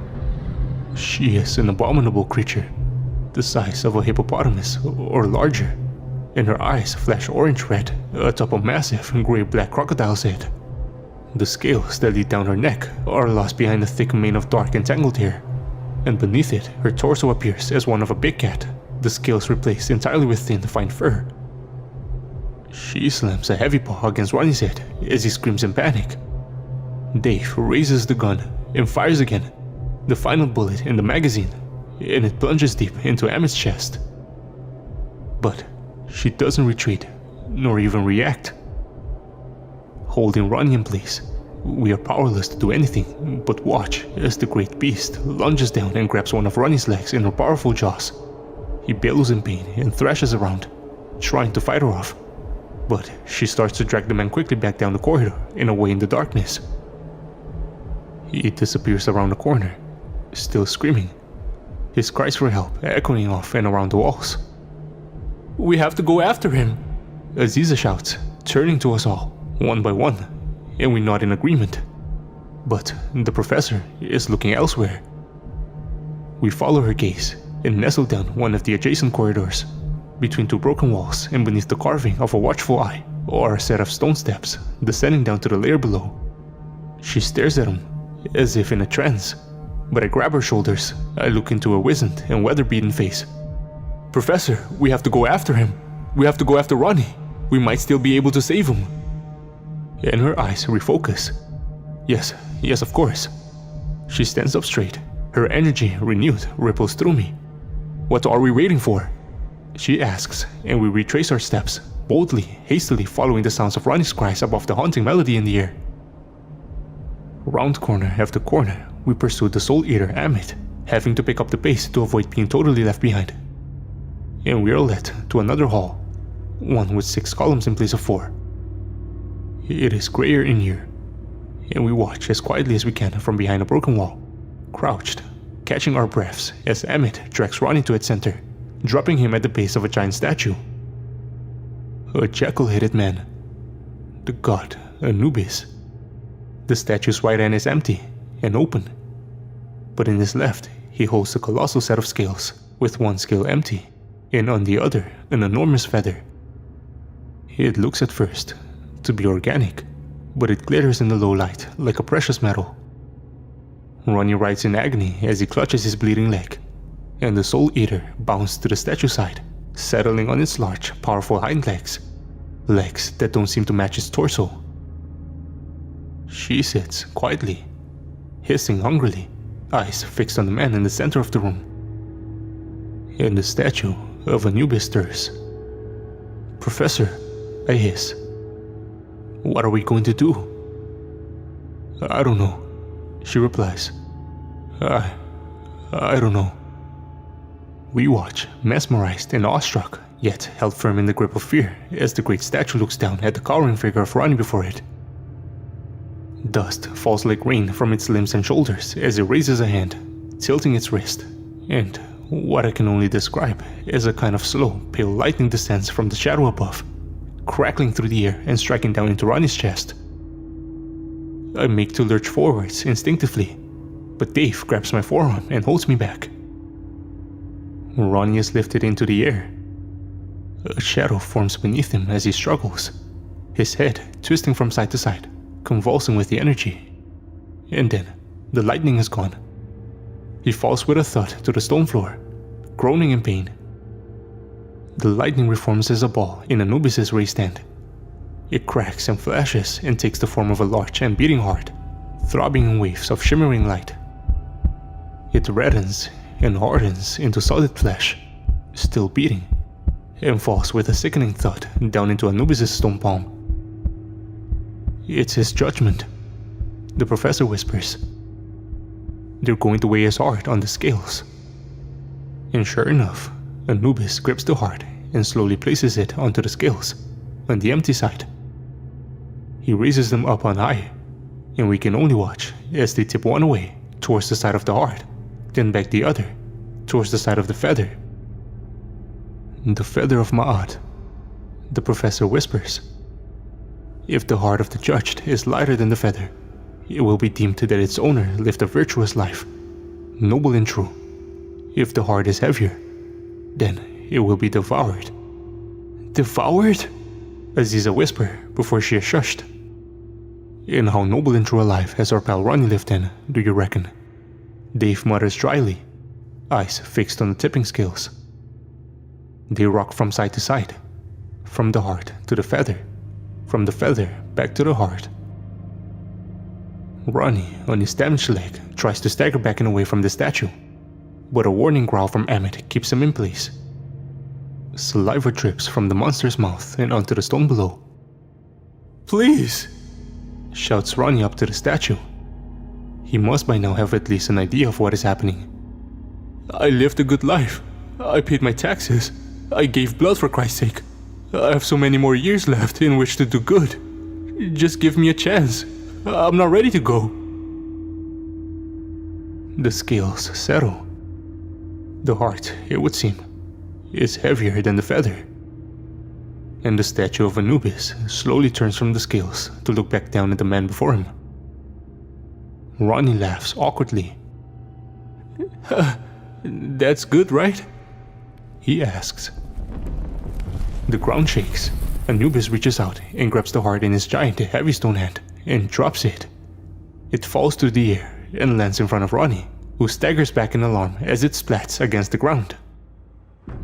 Emmett leaps from her perch. With a roar, she descends on the great heart and tears into it at once, snarling and writhing in fierce, ripping pieces off of it in splashes of thick, dark blood. Ronnie clutches his chest in agony and falls to the ground, convulsing, a victim of sudden sweat and spasming against the stone. I realize, to my shock and dismay, that no one is going to do anything. No one is going to act. No one, it seems, has a plan. And the conclusion is clear. It has to be you, Layla. You have to act. Don't wait for the cue from another. Take control. It has to be you, and it has to be now. "Let's go!" I shout to the others, panicked but desperate. "It has to be now!" And I leap from behind the broken wall and run down the length of the hall towards Ronnie. My own heart a desperate hammer as Emmett feasts, and the great statue of Anubis lifts its gaze to watch my approach. I'm doing it. I'm doing it. I'm going to save him. I'm going to save Ronnie. I think to myself. But I am too late. I am simply too late. Emmett, her snout buried in the midst of the heart, pulls back and tears with it a thick dark piece of pipe-like flesh, a fountain of blood spraying out and over her as she does so. And the ground beneath Ronnie gives away. The stone floor cracks and splits. And still writhing, he falls with the sand and debris. Down he falls, quickly disappearing out of view, and into the darkness below. "No!" I shout, staggering to a halt and peering down into the hole. But Ronnie is gone, and a hand on the back of my shirt drags me backwards as Emmett devours a prize. "Fuck!" I shout, hands clenched. "Fuck!" But we have failed. So back we run, the muscles in our legs more than ready to throw in the towel. But we order them on, away from the grisly scene at the base of the statue of Anubis, and through the corridors to the stone steps. And the four of us descend. Down. To the layer below.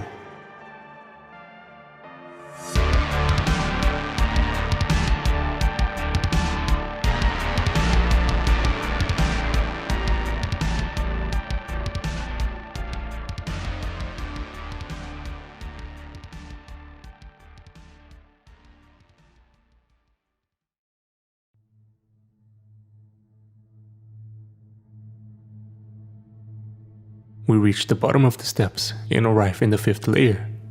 As with the others, shimmering walls and cracked stone pillars lead away into the shadows. There are wall torches and pots of oil available, but the professor does not move the light one. She seems dazed, and we rely instead on the light of the remaining electric flashlights.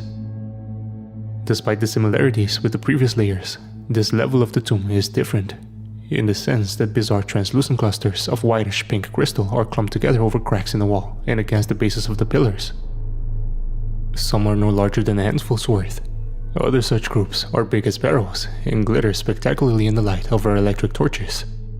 But I struggle to appreciate their beauty now. I can focus on nothing but the loss of Ronnie. My thoughts are interrupted by a muttering from Dave to my left. "Running out like that into the hall. What were you thinking? You could have gotten yourself killed." "Unless you failed to notice," I reply through gritted teeth, glaring at the abhorrent man. "I was trying to save her teammate." I look around the faces of the group. Aziza at least has the good grace to look ashamed. I can't help but notice that none of you came up with any kind of plan at all. I mutter angrily, still shaking. Guilt finally becomes visible in the professor. She sighs.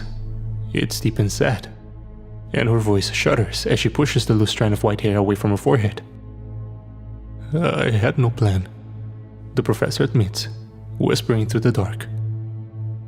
"I was faced with a challenge, and I couldn't come up with a plan.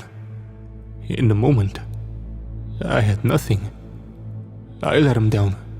Ronnie, I let him down. And Sathos too. And I'm sorry." Dave shifts where he stands. "It's no one's fault, Layla. It was an accident." An accident. I try to play through the events of the previous layer in my mind, but it all happened so fast. We were running, and then Ronnie stumbled. He fell. He crashed into the vase. Or was he tripped? I think about the altercation in the main hall, the one with the obelisk and the 4 pillars where we found Rocco's back. The way that Dave shoved Ronnie away, the quiet conversation between them, the glimpse of fear I saw in his face. And the headphones, the fucking headphones. On the last 2 floors, we've all heard music playing in the distance. Has Dave been expecting these tunes? What the hell does he know exactly? What is going on? But I know one thing for sure. I don't trust him. I don't trust him at all. An accident, I repeat. Sure. A tense crackle of electricity passes between us in silence. Then he breaks my gaze and strides on down the stone corridor. We follow. The professor, it seems, is lost deep in thought. "Hey," Aziza says after a while. "Guys, you need to see this." She beckons us over and holds out one of her arms, palm upwards. Across her skin, forming like the butts of sweat, are tiny crystals in the same shade of pinkish white as the ones we can see clustered around the stone.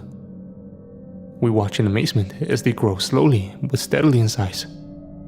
And once they are large enough, though still more than a few millimeters in width, they slip from her arm and fall to the rock below with a soft clink. Watching this curiosity makes my own skin itch, and as I scratch, I realize that the same thing is happening to me. I hold out my arms and watch the little crystals form. One on my left arm, 2 on my right, then another on my left. They grow and shiver, then start to slide, falling down to the floor. It happens to Dave and the professor too. It doesn't hurt. It just a little. The professor catches a couple before they fall and puts them into a plastic bag, then pushes it into one of the pockets of her backpack. The crystals form in greater numbers as we get further and further down the corridor.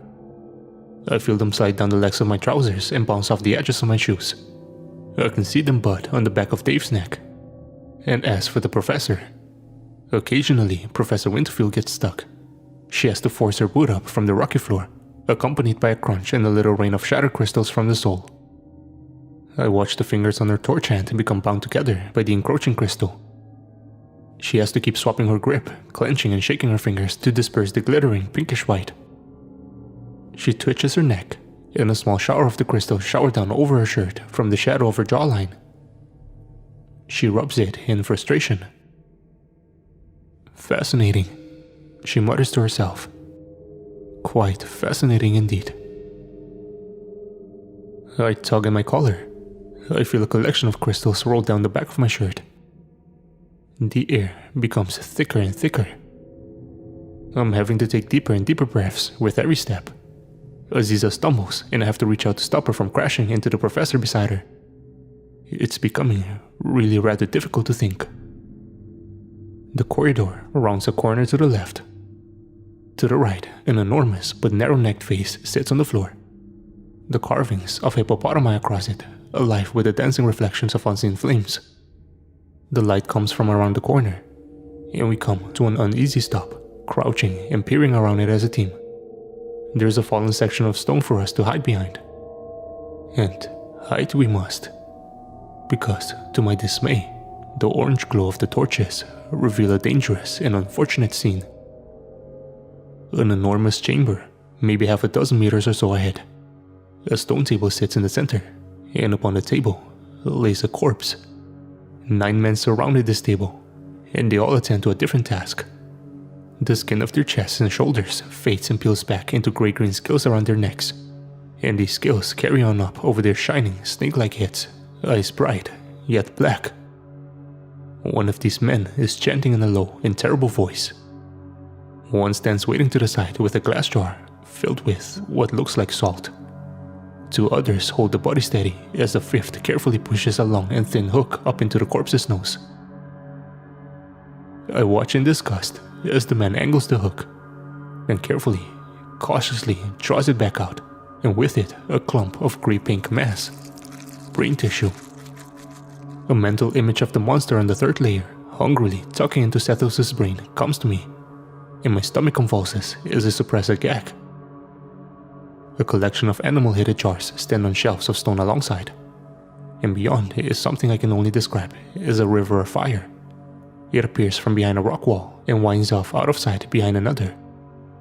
But the section that is visible is a deep and fast-moving red-orange flow. It bubbles and hisses as it churns. And above this grisly scene, are a series of relics in shining metal and gold, held to the roof of the layer by long ropes and hanging about a meter or so above the snake man's heads. Some are small, some are much larger. One such item is the head of a crocodile, enormous and not dissimilar to the head of Amit, the Soul Eater. But this one has been carved from stone and layered in gold. And beside it is a cage that holds a human inside. I slam my hand to my mouth and stare. It's Ronnie. Shivering and pale, dark shadows dance across his face. His hands are clutched feverishly around his shoulders. But it's Ronnie alright. And he is alive. And I think Dave sees him too, at the exact same moment. Time seems to slow down as the man raises his gun. He closes an eye and lifts the weapon up into his line of sight, pointing at the ceiling, pointing at Ronnie, and his finger drops down to the trigger. No! I scream out, reaching out and grabbing the gun, yanking back down to the ground as it fires. The noise of the gunshot booms around the chamber as the bullet ricochets off of the stone floor. The snake men cry out and tense in alarm, bringing their hands up to the sides of their heads, but unsure for the moment as to the exact source of the commotion. Dave is incredulous. He stares at me in angry surprise, and I stare back. "You're a traitor," I hiss, leaning close and heart pounding. "I don't know what your game is exactly, but I think Ronnie worked it out. I think you tripped him in the level above, and I'm pretty sure you were about to shoot him just now like an animal." I still have my hand on the gun. The second Dave makes a move, I'm going to scratch and claw and get that thing the fuck away from him. "I wasn't going to shoot Ronnie." Dave hisses back. "I was going to shoot the rope that's holding the crocodile head. It's hanging right over the snake man." The snake men stir. The team begins to panic. "Layla," says the professor, urgently. "I've told you, I trust Dave with my life." "Well, I don't," I retort, and Dave is just staring at me. That same dumb look on his face, headphones in, and I'm angry, really fucking angry. "And what the fuck are you listening to, Dave?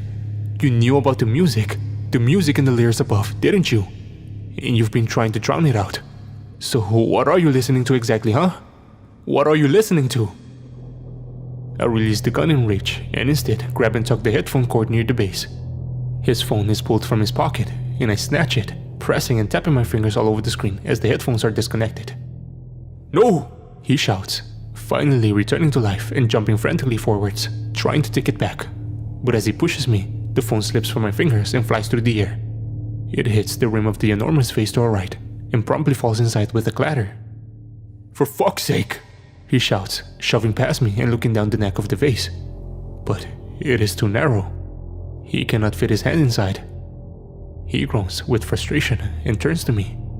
I'm not a fucking traitor, you moron. You want to know what Ronnie said to me in the level above? He asked me if I had a crush on you, Layla, because apparently I kept glancing at you. I'm a grown man, for fuck's sake. He flushes. And you know what I told him back? I told him back that a man had just died, and to show some fucking respect. I didn't trip him. The idiot fell himself. Movement behind his shoulder catches my eye. One of the snake men raises a hand and points towards us from across the chamber. Then their arms and legs dissolve like sand. Their scales ripple all across their bodies, and they fall to the ground as giant snakes and start to slither towards us through the flickering orange-red light of the torches in the river of fire. I didn't know what to say. But your headphones. What were you listening to, Dave? He does not respond. So I take a step back and press my eye against the hole in the roof of the vase. The bright screen is clearly visible in the darkness. Mamma Mia, the movie soundtrack. The album cover reads. The playing song has only a few seconds left and ticks down to the end before shifting to the next track. I look up and stare at him. What the fuck? Mamma Mia, the movie soundtrack? There is a long and awkward pause. Aziza and the professor stare at him, eyebrows raised. I didn't take you for an ABBA fan, Dave, I mutter. He does not reply, only grimaces and chews his tongue. What did you think of the sequel? Aziza asks him. What? He replies angrily, turning to face her. Mamma Mia, here we go again. Aziza clarifies. The sequel, did you see it? Oh, Dave replies uncomfortably. Yeah, I saw it. There is another pause. I didn't care for it. He finishes. Rings the voice of Amanda Seyfried. The song starts to play, echoed and amplified from the depths of the vase, and the snakes are upon us. And the boom of Dave's gun reverberates around the walls. A spurt of blood bursts from the back of the head of the nearest snake, and it collapses to the ground with a thud, lifeless. About fucking time this thing got some use. Dave mutters. Look out behind! Aziza shrieks, as dozens upon dozens of smaller snakes descend down the stone walls from the darkness above. We sprint away and out into the chamber beneath, the hanging relics and Ronnie's cage. He does not move, only groans to himself and shivers. The crystals form steadily across our skin and drip with the sweat as we circle up, back to back. The male vocals join in, and the snakes rear up towards us, hoods flashed and teeth bared. And my pulse races with an adrenaline-fueled rush of sudden and electric energy. I grab a hold of Rocco's knife, still affixed to my belt, and draw it out with a wild swing. So Dave isn't a traitor. He's just a prick. Very well then. And I bring around the knife in a quick arc, at the exact moment that the enormous cobra before me strikes. In a shower of blood, it cuts through the cobra's jaw and it reels back with a shrieking hiss. Duck! Dave bellows from behind, and I do so as the bullet tears through the air above, plunging into the monster's head. A second, and it goes down with a crash. The song hits the chorus, and the bass thrums ridiculously around the chamber, in rough and chaotic time with the blasts of the gun and the frantic swings of the blades. The professor grunts with rage as she forces her arm from its locked position, sending bursts of shattered crystals into the air. She jumps up onto the stone table, kicking the occupying corpse over the edge. It smacks into the ground with a wet splat, and she draws a knife of her own from her backpack, short and curved. It appears to be made of two different metals and sparkles in the light of the torches. The professor, clearly struggling with her movements, dances like a flickering flame as she delivers blow after blow to the approaching snakes. The giants and the smaller creatures slithering up the table sides. I feel one wrap itself around my leg. I cry out in alarm, but to my amazement, Aziza grabs it in her bare hands around the neck and with a scream flings it far and away across the hall and into the river of fire, where it dissolves into nothing with a burst of steam. Another loud bang echoes around the chamber, then two more quickly follow. The ringing in my ears becomes one with the warble of the music. A shot goes wide, and I swivel to see Dave brought to the ground, writhing madly with one of the cobras above him, fangs embedded in his shoulder. The professor brings her glittering blade up through the mouth of one of the snakes in my peripheral vision, and I rush to Dave's aid, hacking and slicing at the back of the cobra's head. "Guys!" Aziza screams as she kicks and strikes down at the approaching slithering creatures. I force the blade in as deep as I can with the geyser of hot, dark blood, and have to put my foot against the snake's enormous body to retract it again, stumbling with the effort. One of the fangs is still embedded in Dave's shoulder. Pulling it out leaves a nasty gash in his skin, visible through his torn shirt, dark and wet. He staggers as he stands. "Dave!" I shout into his face. "Dave!" "Fucking hell," he mutters in response, in shock. I grab the gun from his hands and point it at the closest snake. It plunges deep into his chest, and I fire again, this one going through the head, and I dodge to the side as it falls. I've never fired a gun before, and the muscles in my hand ache at once with the recoil. Aziza crashes to the ground beside me, staring up in horror at the cobra that rears above her, hissing, eyes wide and shining.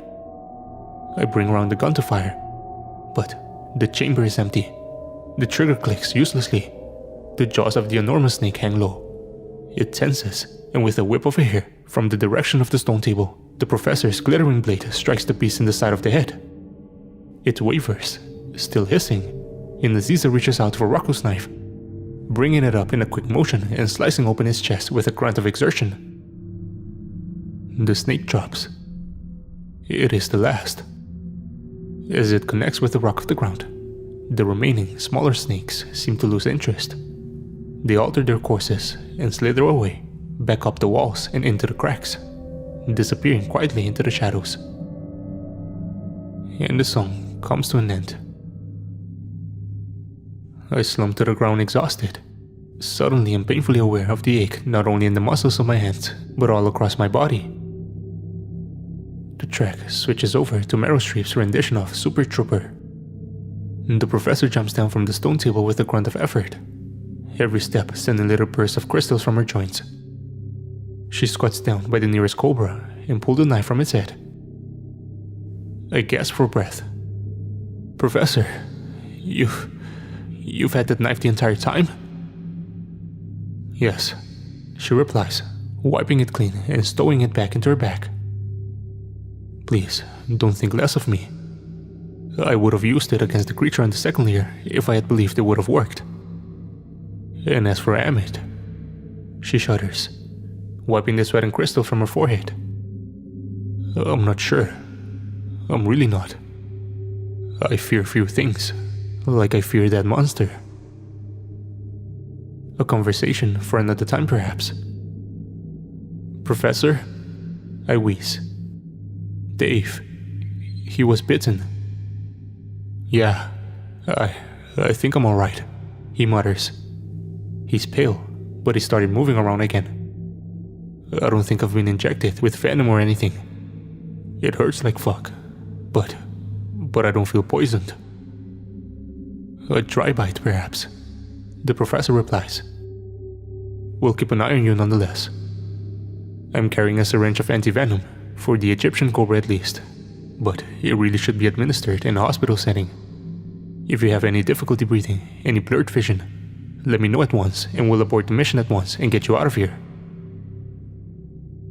I reflect properly for the first time on the difficulty we have faced as a team on getting down here, on the monumental task that lies ahead of us upon our return to the surface. I wonder how the professor expects us to abort the mission at once. I think about the sudden appearance of her twin metal blade. And didn't she say herself right at the beginning? We will not stop nor halt the expedition, nor make the turn back until we have successfully found and rescued Rocco Kane. And in fact, now that I actually consider these words, what kind of attitude is that for an expedition? I hate myself for doing so, but the first time since entering the tomb, for the first time since meeting her, I am doubting the credibility of the professor's words. The shimmering walls and the shifting airs of the world around us, they are playing with our minds, with our thought processes. I don't doubt it. We'll all be affected. But I cannot help but wonder, as Professor Winterfield addresses Dave's wound. I groan and stretch out my arms, trying to ease out some of the muscle fatigue before it can fully set in. And I look up towards the ceiling at Ronnie, shivering in the cage. He has still not spoken a single word, no coherent ones at least. I think he might be muttering and whispering to himself, but it's hard to tell. How are we going to get to Ronnie? I asked the group. They weren't keeping him in that cage forever, presumably. The professor replies. So there must be a way to bring it down. A flashlight beam up to the ceiling reveals an intricate network of rope pulleys and wooden cocks and gears. And as we look around the chamber, Aziza eventually finds a wheel fastened by a groove in the wall by a collection of jars. Dave has gone to tip over the enormous vase that contains his phone, picking the device out from the shattered charts and turning it off, stowing it away in his pocket. Once he has done this, he goes to help Aziza turn the wheel, and Ronnie's cage is lowered steadily to the ground. The professor crouches down and puts her hands on the bars. Ronnie, are you alright, Ronnie? He looks at us through glazed and bleary eyes, but he says nothing, only mumbles softly to himself, shivering. The professor wipes the sweat and the clustering crystals from her forehead, turning to Dave. Any bullets left, Dave? He reaches into his pocket for the tin the professor gave him on the third layer. Only the silver ones. We've got 2. She nods. Let's get our man out of here, shall we? And she gestures to the lock on the cage, before stepping back and covering her ears. We do likewise, warning Ronnie to do so as well, but he doesn't respond. Dave loads the gun, takes aim and fires. The ring that sounds like the single beat of a wind chime, high and clear, echoes through the chamber with a blast of accompanying light from the barrel, and the lock is shattered. The door creaks open. Aziza crouches down and crawls forwards, squeezing Ronnie's arm. Hey Ronnie, are you okay? Talk to us. But he does not reply, nor does he move. He only watches through glazed eyes, still shivering. I notice that unlike the rest of us, no crystals are forming across his skin. I shake a few from my hand as Ronnie twitches. What are we going to do with him? I ask the team. We can't just leave him here. We're going to have to carry him. Carry him? Dave replies. I don't know. Couldn't we leave him here for now at least? Then grab him on the way back to the top? What if the snakes return? Dave scratches his chin and winces as he rolls his bad shoulder, testing it. True. He grimaces. Alright, guess we have no choice. Come on, fella. And he reaches down and drags Ronnie from the cage with a grunt. I help him. We prop the man up between us. He's heavy. This is going to be difficult. But if the professor is correct, then there's only one more layer to go. We nod at her, and she nods back, and at a much slower pace, we leave the chaos of the chamber behind us and continue on around the corner and down the corridor, past walls that shimmer, through an air that hums. The crystals fall from our bodies like glass rain as we push on into the shadows of ancient Egypt. We came by a carving of Ammit in the rock, frozen in reptilian laughter and watching us hungrily as we carry her latest victim away. A gap in the wall ahead becomes visible through the dusty gloom. A black passage, with steps that will carry us down to the final layer. And just before it, frozen in time, is something else. A man, trapped and silent, his fists clenched and body tensed, encased entirely in an enormous crystalline prison, one that seems to have crept up from the ground and quickly grown to entrap his whole body. The image of the man's form is distorted slightly through the translucent pinkish white of the spiked surrounding crystal. But he is still quite clear. Quite clear enough. It's a man we all recognize. The reason we're here, in fact. The man trapped in the crystal is none other than Rocco Kayan.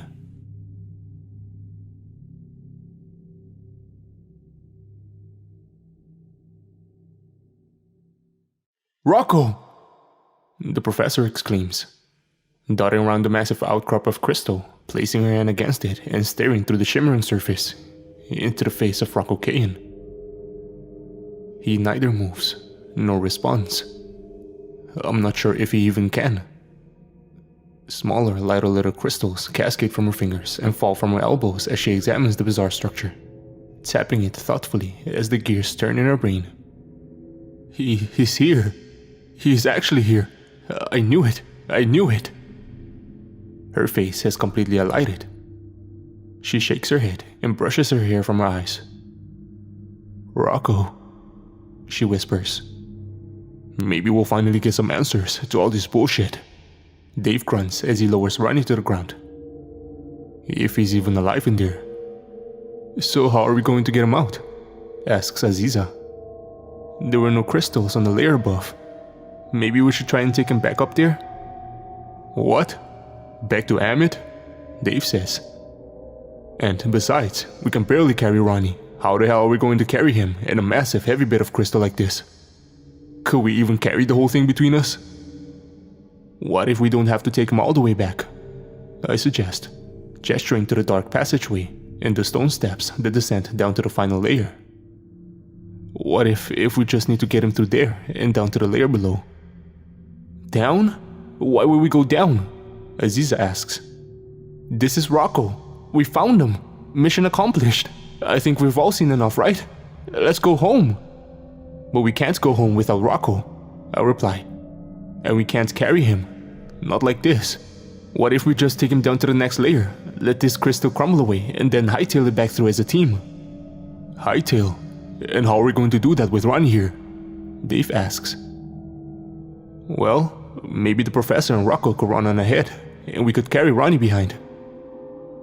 The professor puts out her hands. A lot of assumptions are being made here. The entrance to the final layer is only a few feet away. Let's try and get Rocco down into it, and we'll see what happens. The excitement in her voice is clear. Dave, I believe you are in possession of one final silver bullet. Dave nods. That's right. The professor jerks her thumb at the crystal prison. Then shoot it. Don't aim for Rocco, obviously, but let's see if we can crack this thing open. There is a tense pause, but Dave loads the final bullet into the pistol, and we all take a few steps back and cover our ears. Here goes nothing, he says, lifting his arms, taking aim, and firing. The beat of the wind chime rings loud and clear through the air, and the bullet tears through the crystal above Rocco's shoulder, producing a series of great cracks that run all the way up and along the side. The professor leaps forward at once, slamming with her all might her curious blade down into the fissure, and with a grunt of exertion she pulls it to the side and a great section of the crystal breaks away. It tumbles to the floor and the edges shatter into small pieces where it hits the rock. She pushes the blade into another one, dangerously close to Rocco's neck, and does the same, and more of the crystal breaks off. The second it does so, however, they start to reform. Tiny little things, but ever budding, growing into little clusters across the exposed skin. Rocco's shoulder, his right arm and his side have been temporarily freed, as indeed has the side of his head and mouth. Enough of his mouth to speak. Miseris, he groans, his voice strained. About 3/4 of his lips are free from the crystal, and he suddenly seems to realize. He takes in a sudden, sharp intake of breath, and his eyes, wide and bloodshot, turns to stare at us. Disturbingly, his frozen eye remains fixed in place behind the crystal. Deborah, he whispers in amazement to the professor, and she chokes back a laugh, the first I've heard from her since the expedition began. Rocco, it's me. It's Deb, she says. Rocco, we need to get you out of here. The crystal, do you know anything about it? Anything at all? How do we get you out? The man twists and writhes, his movements dispersing some of the smaller reforming crystals, but not quick enough to stop them. They will soon overtake him once again. Down, he says. We go down. But, Rocco, down? To get you out of here? Down, he grunts loudly in that thick, strange accent of his.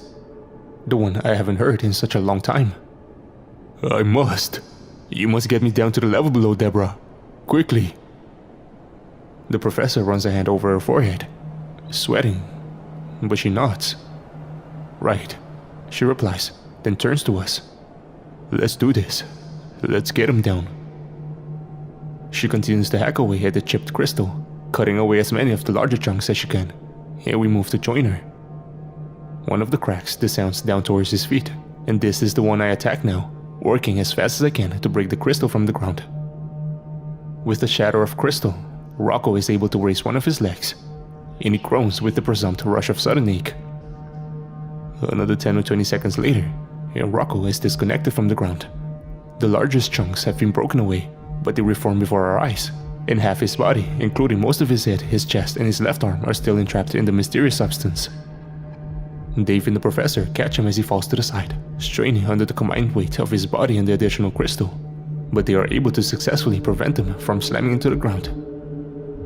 The professor grabs him under the arm. Dave supports the crystal, and together they drag him towards the step to the layer below. Aziza, I call out. Help me with Ronnie. She jumps to my side, and we do the same with him, half carrying, half dragging him into the dark passageway. If this doesn't work, well, I just don't think we're going to have the strength to get both of these guys to the surface. I really don't. But we step down onto the stone stairs and slowly carry Ronnie down. The professor and Dave disappear with Rocco further ahead into the darkness, and we follow a trail of glittering crystals into the gloom, growing in number and size as we descend, and with every step, I find that fewer and fewer of the crystals are appearing on my skin, until at last, they stop forming altogether. Dave climbs back up to help us with Ronnie, and we continue down a little faster, until at last we join Rocco and the professor in an enormous chamber. A hall, endless, illuminated in a strange and silvery light with source unknown. A glance up above reveals a ceiling entirely obscured by slowly churning, writhing smoke like tendrils.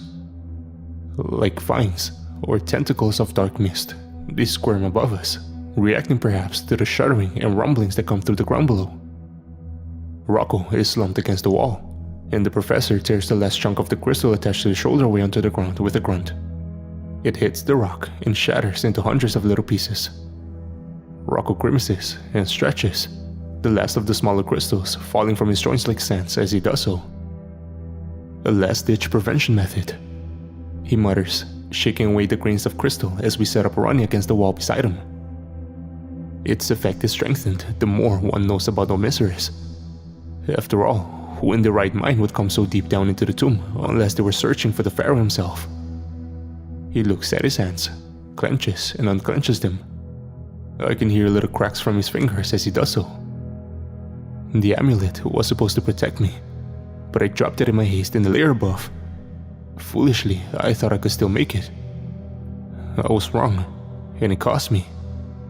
He looks at the professor. How long did it cost me, Deborah? And the professor clears her throat. A year, Rocco. You've been missing a year. He sighs and rubs his face. You should not have followed me down here, Deborah, he says quietly. There is a moment of stunned silence. Then, "Hey!" shouts Dave. "How about you show some fucking gratitude, mate? We risked our lives to save you. One of our team did actually fucking die on the way here. And Ronnie," he gestures to the figure slumped at an angle beside him. "We don't even know what's wrong with him exactly." "What happened?" Rocco asks. "Emmett," the professor replies. "He was judged, and the heart was heavier than the feather." Rocco mutters something in a language I do not know. There may be something I can do for him, if the opportunity presents itself. "Is that so, Rocco?" Dave asks, exasperated. "Why did you come here, mate? What could possibly be worth running away from the world for? For risking your life and sanity to venture down into a place like this? What is so important about the tomb of Osiris that you just had to come down all this way? We followed you down here." "And that was good of you," Rocco replies, levelly. "Very good indeed. But I did not want to be followed, obviously, or I would have left instructions. Perhaps I could have done a better job of clearing away my works before my departure. But I'd done it. I'd actually done it. I'd discovered a way into the tomb. After all these long years, I'd found a way in. And I wouldn't waste another second. If we hadn't followed you, then you'd still be trapped in the crystal. You didn't even say goodbye, Rocco, I say to him through the silvery gloom of the final level, my words heavy in the thick air. He looks at me, properly it seems for the first time. He cocks his head. It seems like he's still coming round from his crystal days. Hello, Layla. He smiles. How's your thesis coming along? I finished it, actually, I reply. Though obviously, I had to find a new tutor after your disappearance. His smile falters. I'm sorry, he says. Really, I am.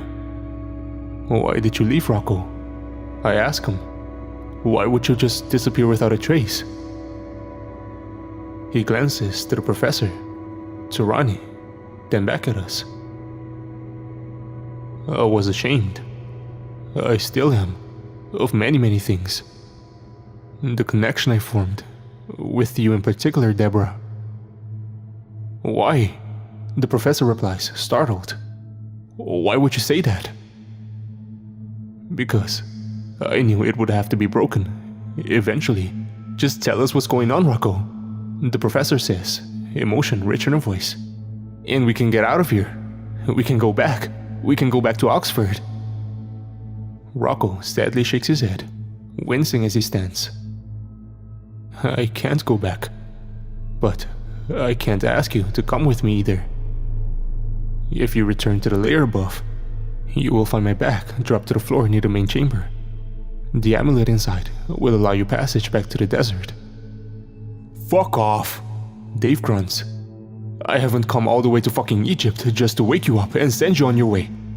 Enough is enough. Tell us what you know, mystery man. I'm not letting you disappear again, Rocco, says the professor, squeezing his hand. So don't try it. Rocco rubs his jaw. Very well. If you want answers, and I don't blame you for it, then I shall. I shall show you.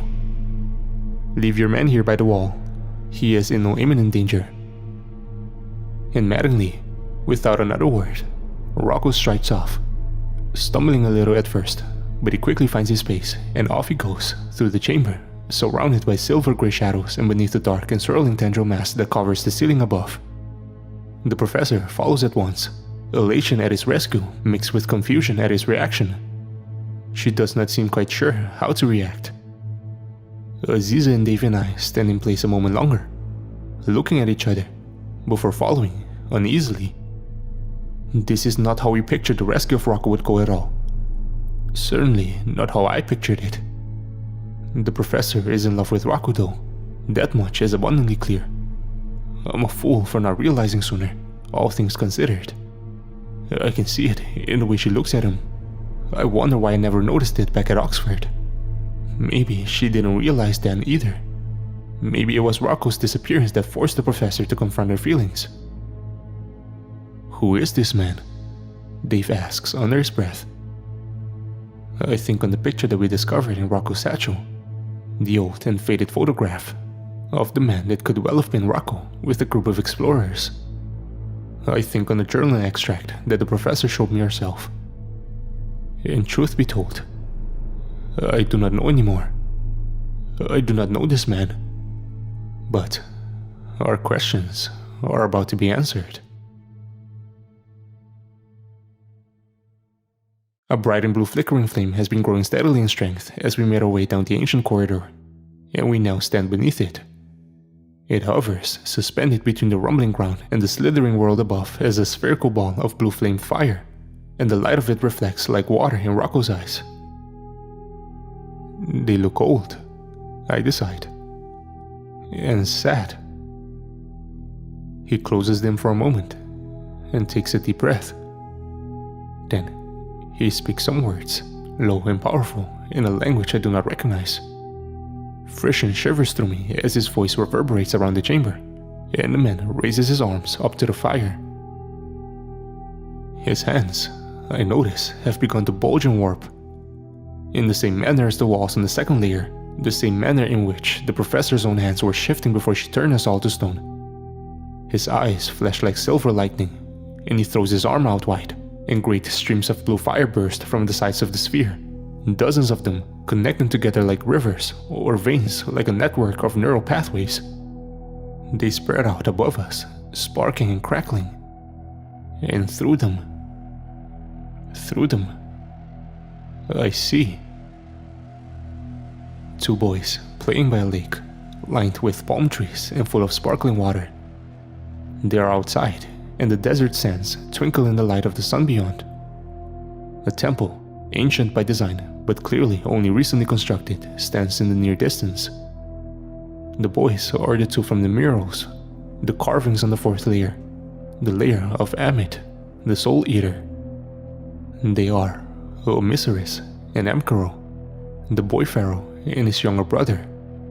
I watch through the crackling, rippling light as the boys laugh. They play, they run and jump from place to place. The elder brother, Omisiris, is clutching a wooden toy, a little boat, one to be played with upon the surface of the water. They are competing for ownership of the boat. Omisiris is teasing Amkaro. He holds it out of his reach. He pushes him away, playfully, either failing to notice or willfully ignoring Amkaro's growing frustration. Amkaro feigns a reluctant surrender. Then, as Omisiris lets down his guard, Amkaro lunges forward, shoving into him and jumping for the boat, grabbing the toy and gleefully sprinting away from the water and out over the sands.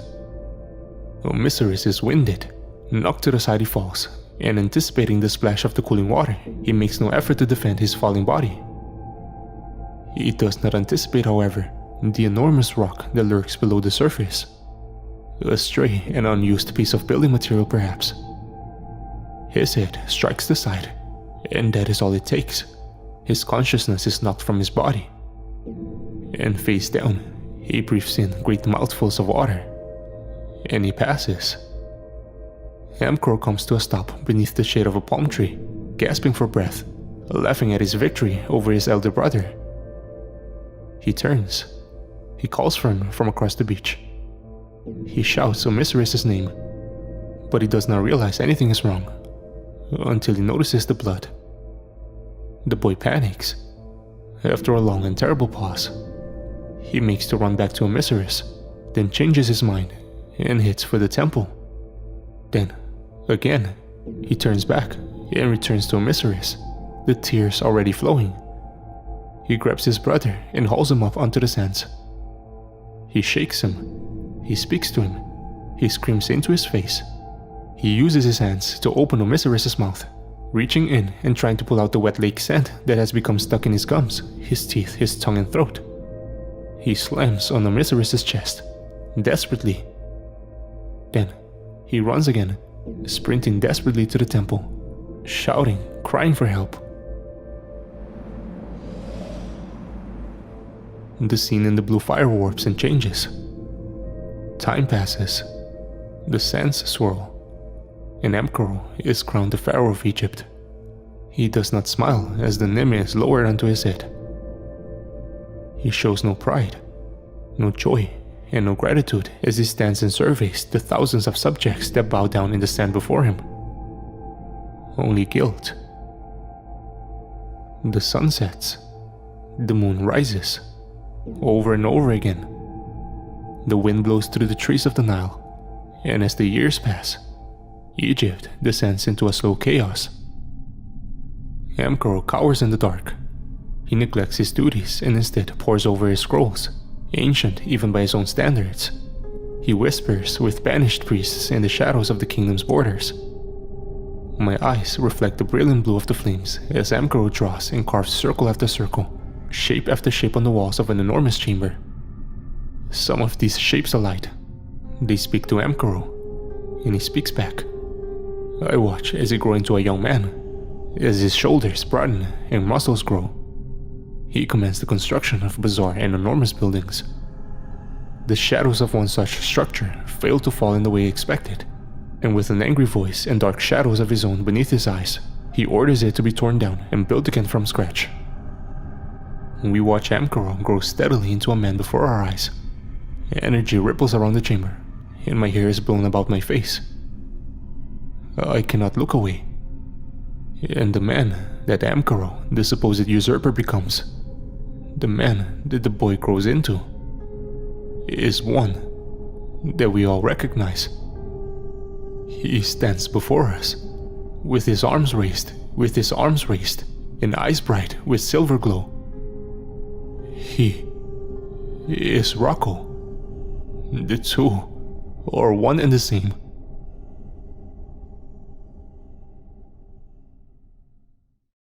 A tear falls from Rocco's eyes and slips down his cheek as the man he was, Amkaro, stands alone in a chamber of colossal size.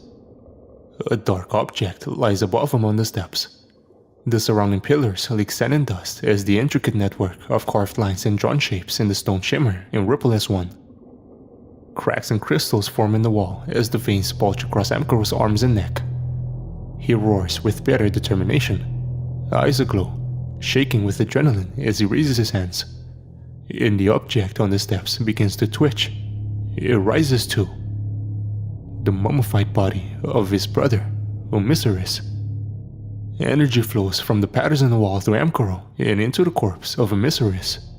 The boy's biting tears and cracking, his embalmment failing, and the moisture is drawn from the surrounding air to reanimate his body. Color returns to the boy's skin, but it is disjointed and incomplete. Amkaro does not seem to notice his falling, however, and laughs with mad fevered delight. The sound is soulful, a heartbreakingly preemptive expression of success. "Omisiris!" Amkaro cries out with delight, dropping his arms and relaxing his body, stumbling and running over to embrace his brother at once.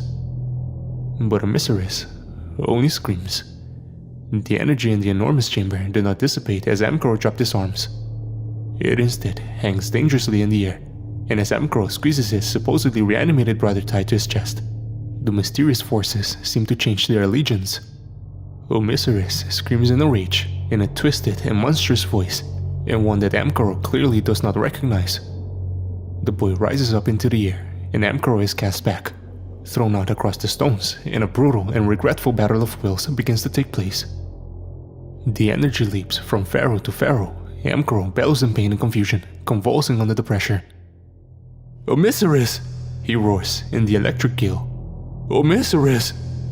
But whatever malevolence has awoken in Omisiris' body does not respond. It only redoubles its efforts. The pillars shake. Stone chunks fall from the building ceiling. Servants and soldiers rush into the chamber from all sides. And one by one, they are mercilessly cut down as the energy finds their throats and bursts them from the inside out. One by one they fall. A woman in royal garb races towards the two figures. She screams desperately, but her fate is no different and no less sudden.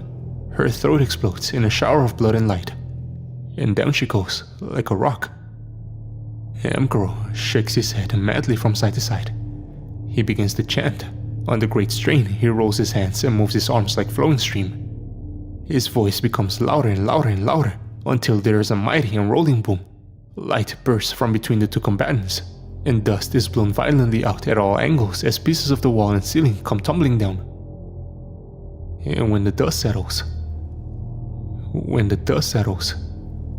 there stands a weak and spiritually broken Amkaro, and the boy Omisiris, trapped in a cluster of smoke-like tendrils, the same kind that can be seen on the ceiling above and around us right now, the ones reflecting the blue of network of flames.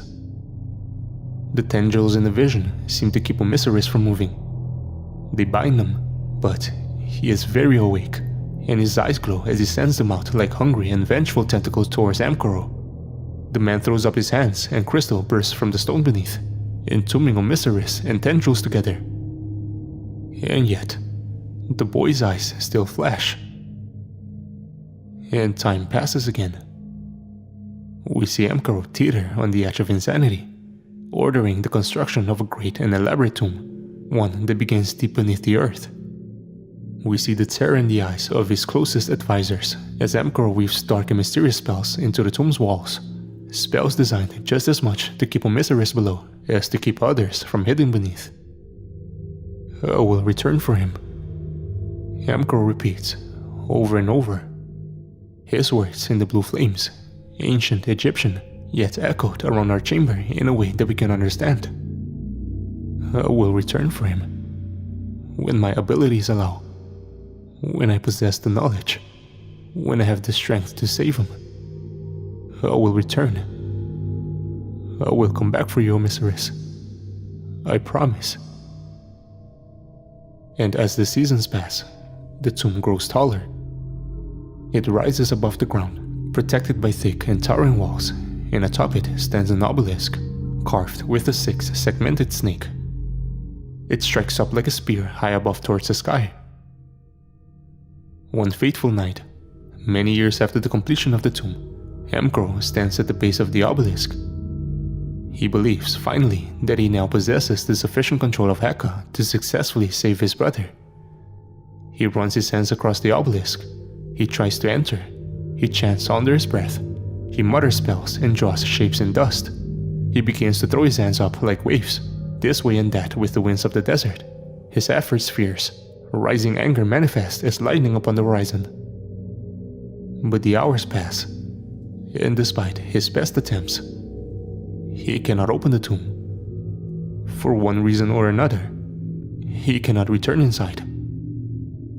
He is unable.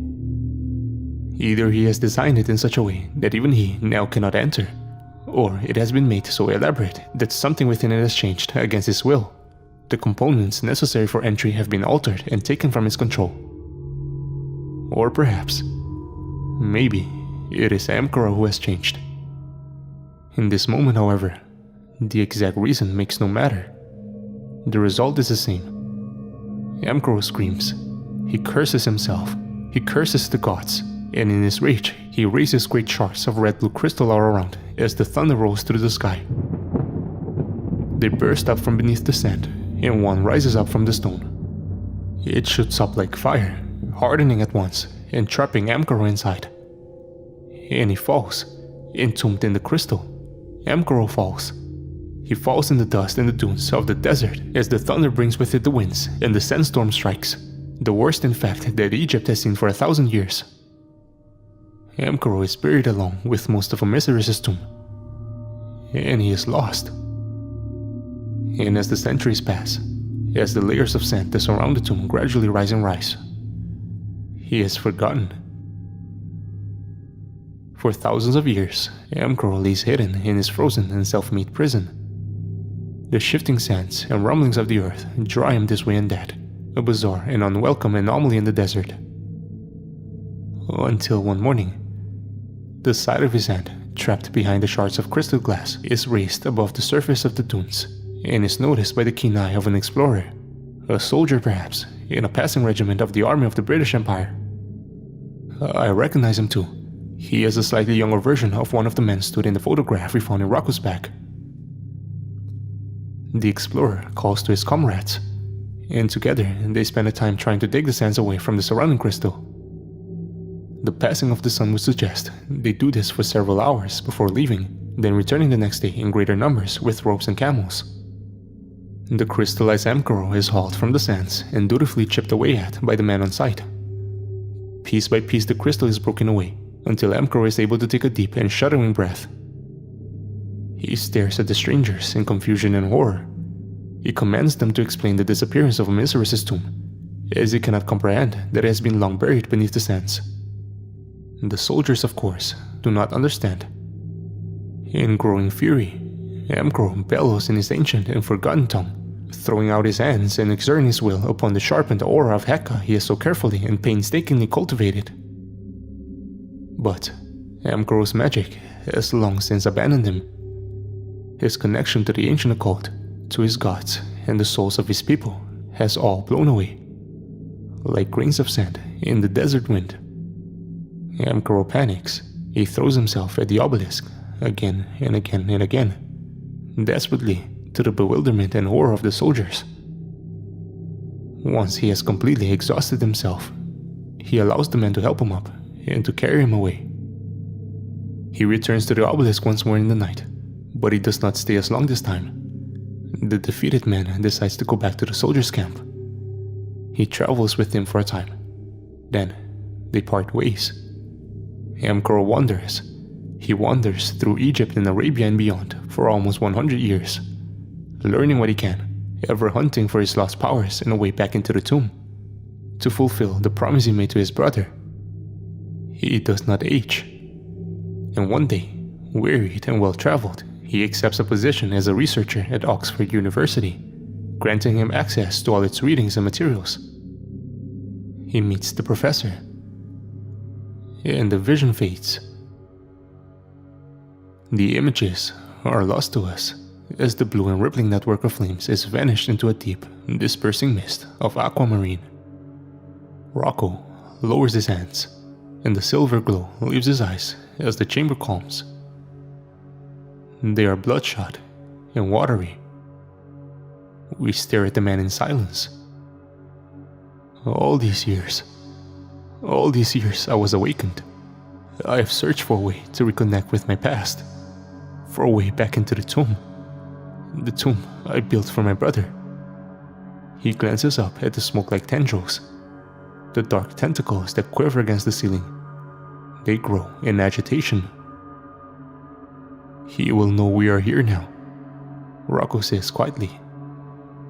You have no idea the pain it cost me to seal him away in a place like this. But I had to. I did what I had to. The professor steps close to him. She takes his hand in hers. Then her expression hardens. She grimaces, squares her shoulder, and sticks out one of her feet, tripping Rocco over it and shoving him to the ground. He slams to the floor and wheezes in the upthrown cloud of dust as she stands over him. You stupid bloody fool, she barks. You fool, why didn't you just tell me? The things I've done in my time, the things I've seen. She rubs the back of her scarred hand. You really think I wouldn't have believed you? We could have searched for the answers together. Deborah, I know the way you feel about me. I had to go. I didn't want to break your heart. The professor laughs bitterly and shakes her head. So instead, you chose to bravely run away in the dead of night, without even saying goodbye, because I'm a delicate flower that needs protecting. And this is the way you best thought to try and protect me? She sighs. I really thought you knew me better than that, Rocco. I'm so disappointed. Her voice wavers on the final word, but she holds the man's gaze. He is the one to first look away. He grunts and climbs slowly to his feet. His hair starts to blow in a breeze from deeper within the long chamber. And then, I feel it too. The breeze grows into a wind, and the tendrils above begin to break away from the ceiling.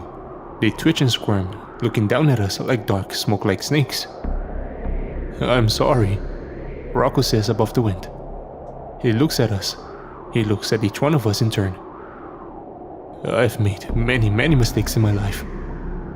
But I am about to write the greatest of them all. I have waited for this chance. For so long I have waited. Please, forgive me. And he turns to look down the chamber.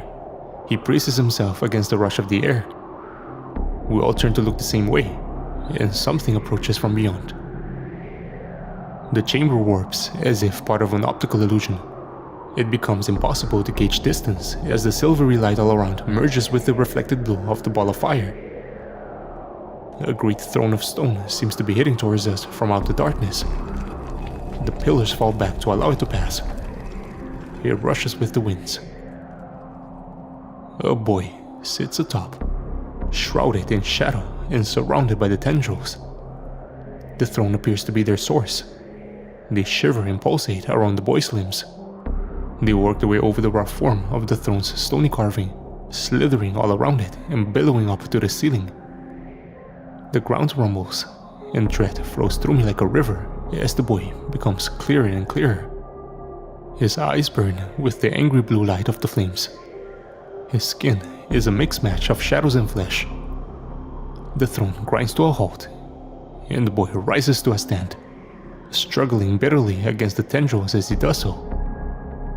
Despite his small stature, his presence is grand and terrifying, and his shadows, ever shifting, are cast out in multiple copies, all long and dark across the ground. "Oh, Miseris," Rocco whispers, and he takes a step closer before falling to his knees. The wind whirls around and around as the tendrils creep ever lower, down the pillars towards us from above.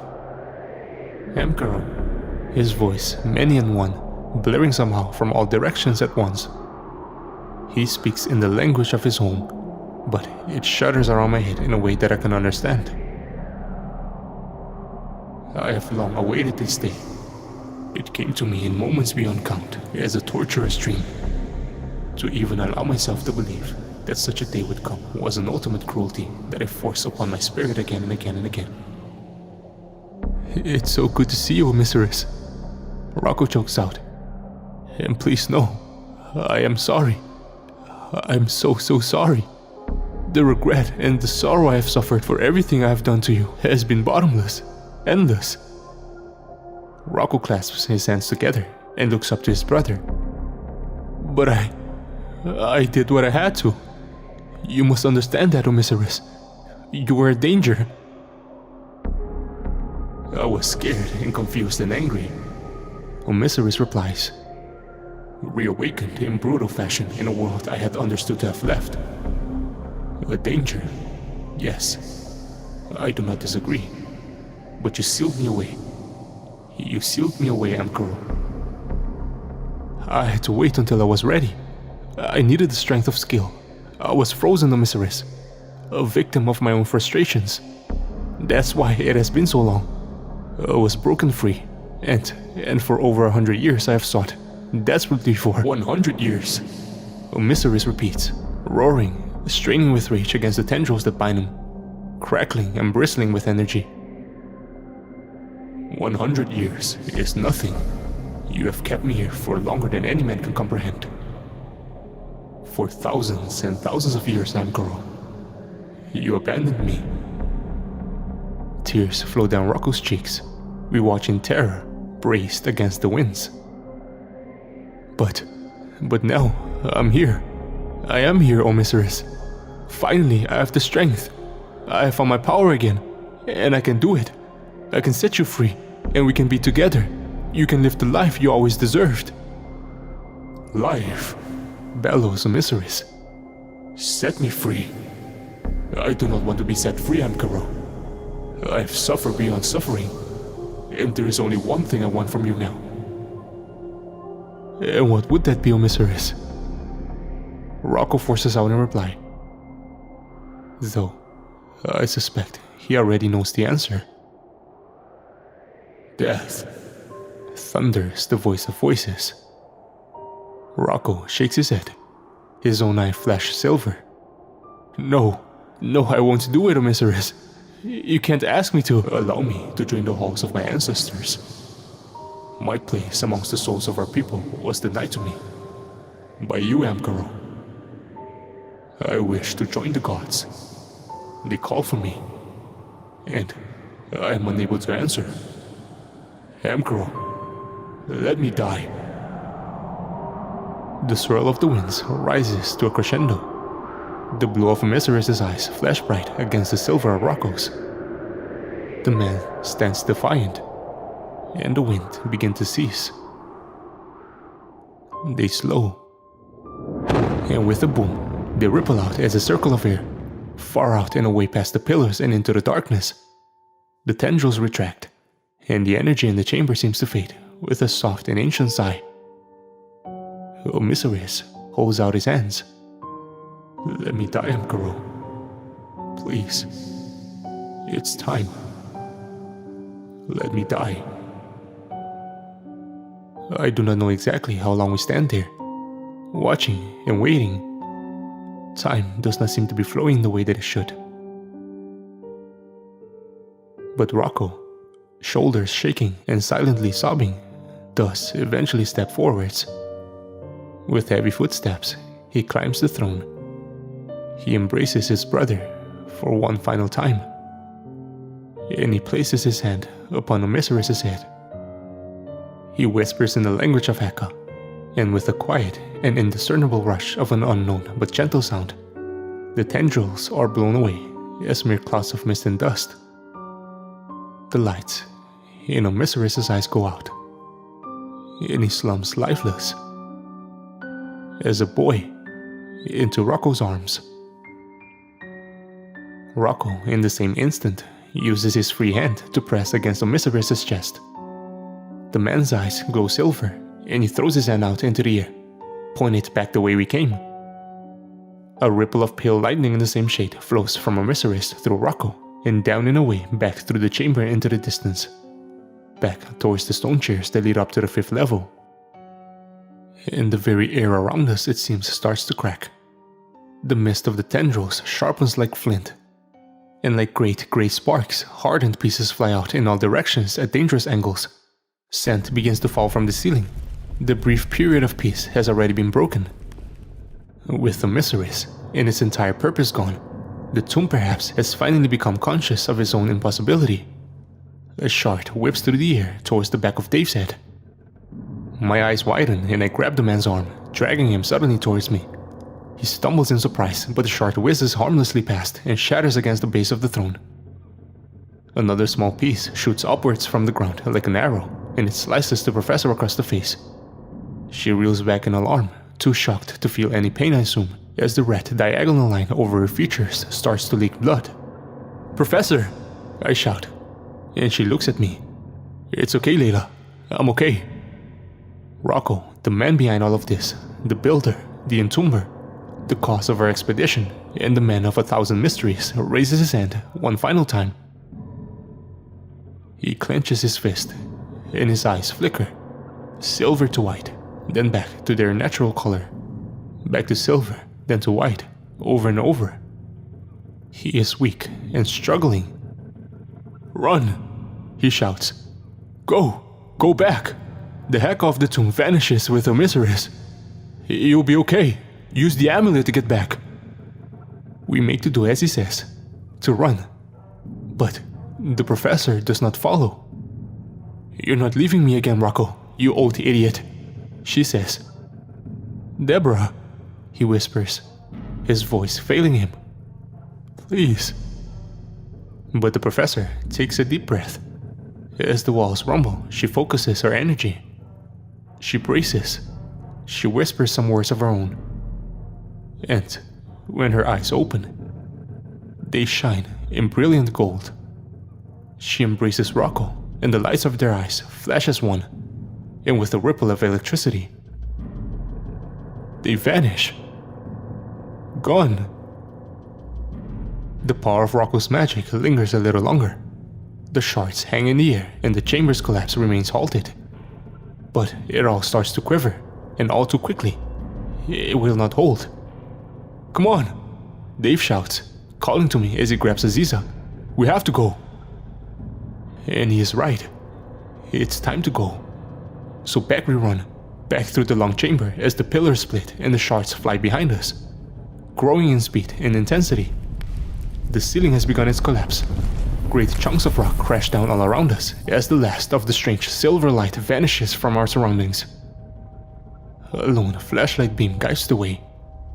As we approach it, it becomes clear that the flashlight is held in the hand of none other than Ronnie. "Guys," he says in that wonderful Irish accent. What's going on?"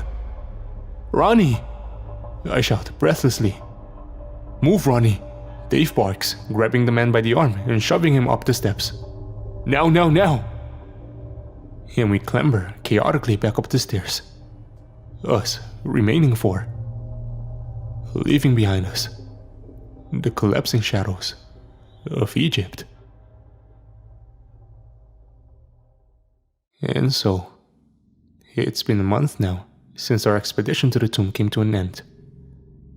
I'm still at Oxford, studying for my PhD.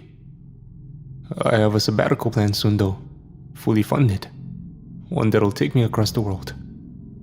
Our return journey back up through the layers was, thankfully, an uneventful one. with the influence of the Heka of both Emissaries and Rocco. Or Emperor, I should say. Having vanished from the tomb, the levels became much less imposing. The walls did not shimmer. No curious songs played through the air. And every layer seemed much smaller. It was quite sad, really, in a way. There were no more snakes on level 5. The river of fire was nothing but a dry and dust-filled basin. And no crystal formed as sweat upon our skin. The passageway down to level 6 collapsed behind us, and once we realized that the rest of the tomb was not going to fall down on us in turn, we stopped for a moment to catch our breaths, and to throw out a myriad of questions as to the things we just seen.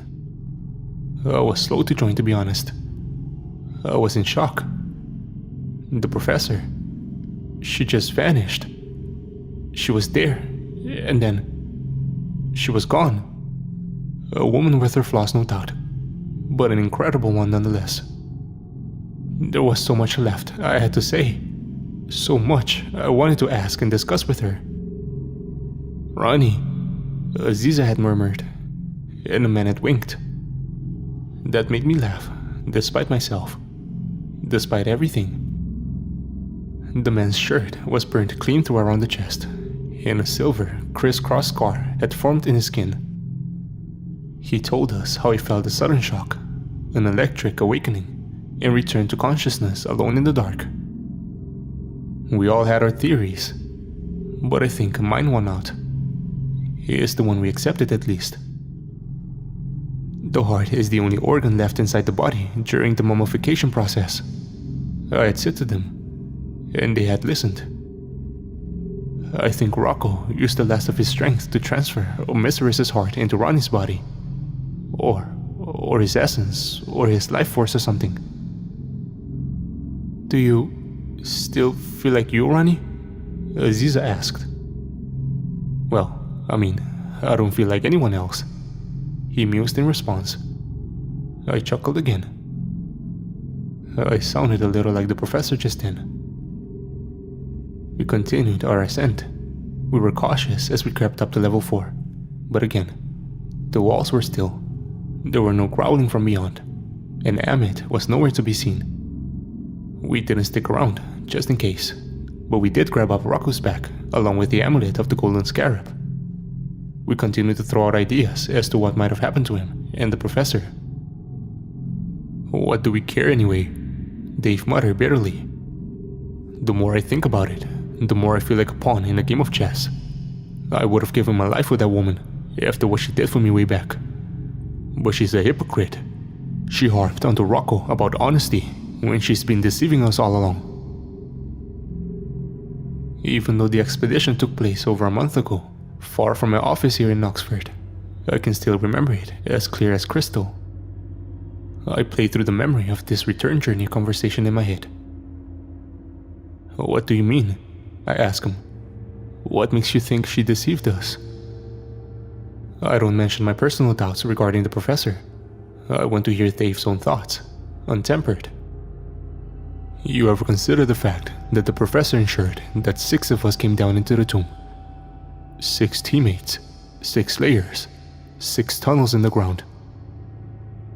She did give us the option to turn back though, Dave," Aziza says to him.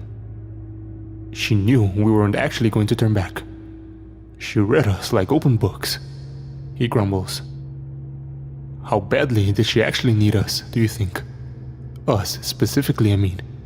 Or were we just there to make up the numbers? She was wrong, obviously, but maybe she thought she needed 6 people for a mission to be a success. 6 members of the team for 6 levels. Lambs to the slaughter." No, that's nonsense, Dave. The professor would never do that to us," I reply. But I can't help thinking of the carving on the obelisk. The first obelisk in the desert, with its 6 segmented cobra. The cobra with knives embedded in its 3rd and 6th segments. I shiver.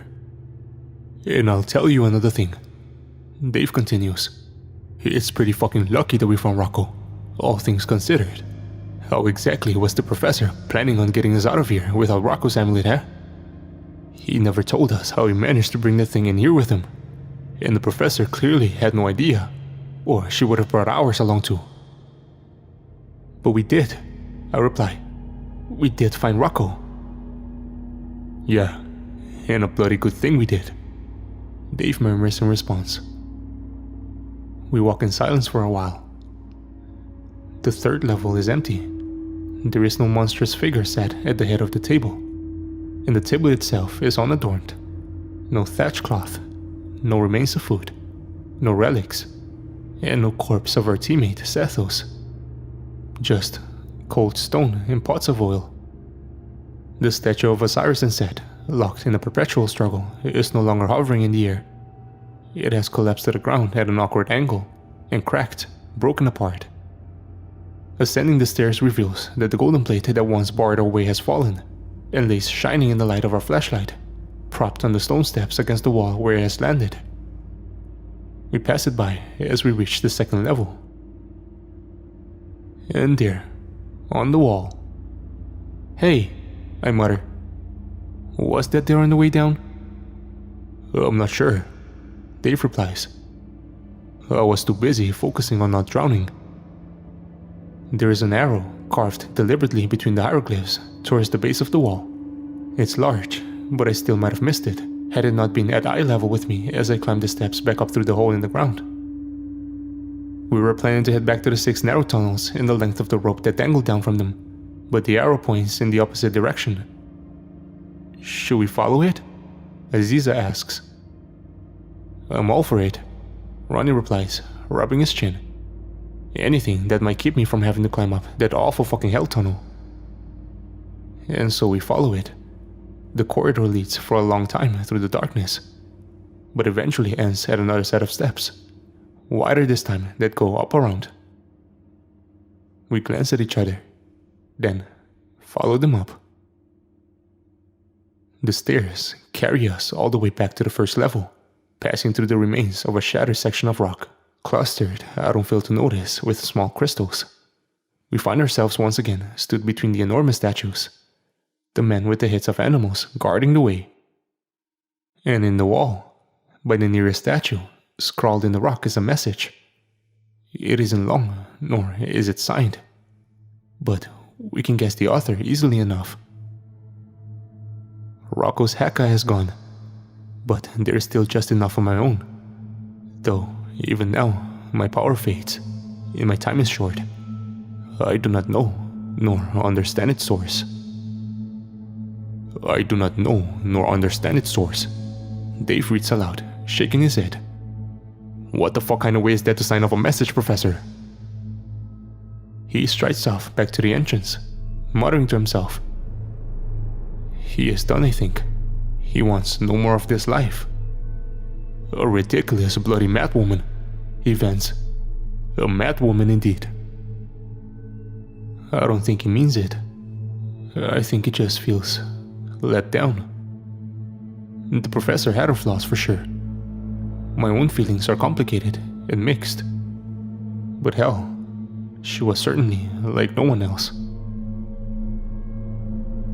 One by one, the team uses Rocco's amulet to pass through the wall, and each time they disappear, the amulet is left behind, hanging for a moment against the stone before falling to the ground and waiting for the next person to pick it up and loop it over the neck. It holds the last of the Heka, perhaps. I do not know, but it is fitting that we cannot take it with us. Dave goes first, and then Aziza, and then Ronnie, and then finally, myself. I linger before I leave the tomb. Just for a moment, I cast the beam of torch over to the wall. The wall with the intricate carvings, the series of drawings that Sethos had shown me upon our arrival.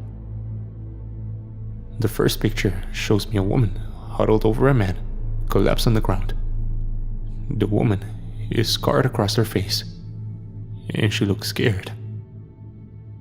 The second picture beside it shows the man standing on a podium and speaking to a large gathering.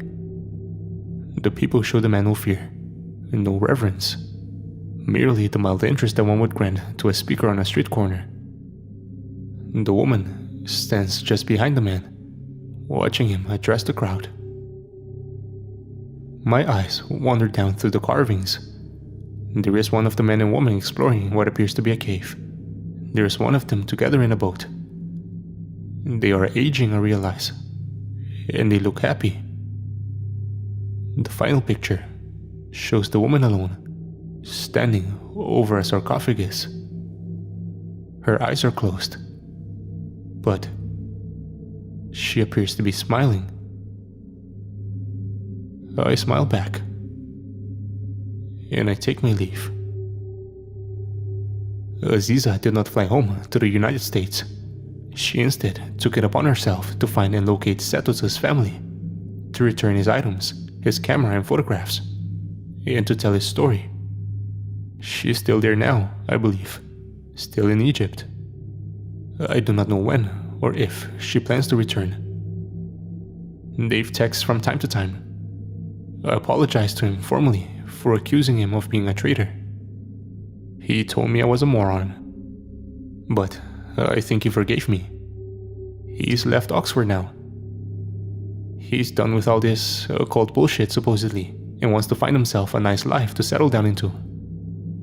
I've told him that should I ever find myself with a spare ticket to Mamma Mia live in theater, that I'll give him a call. He told me to fuck off. Ronnie has changed the most out of all of us over the last few weeks.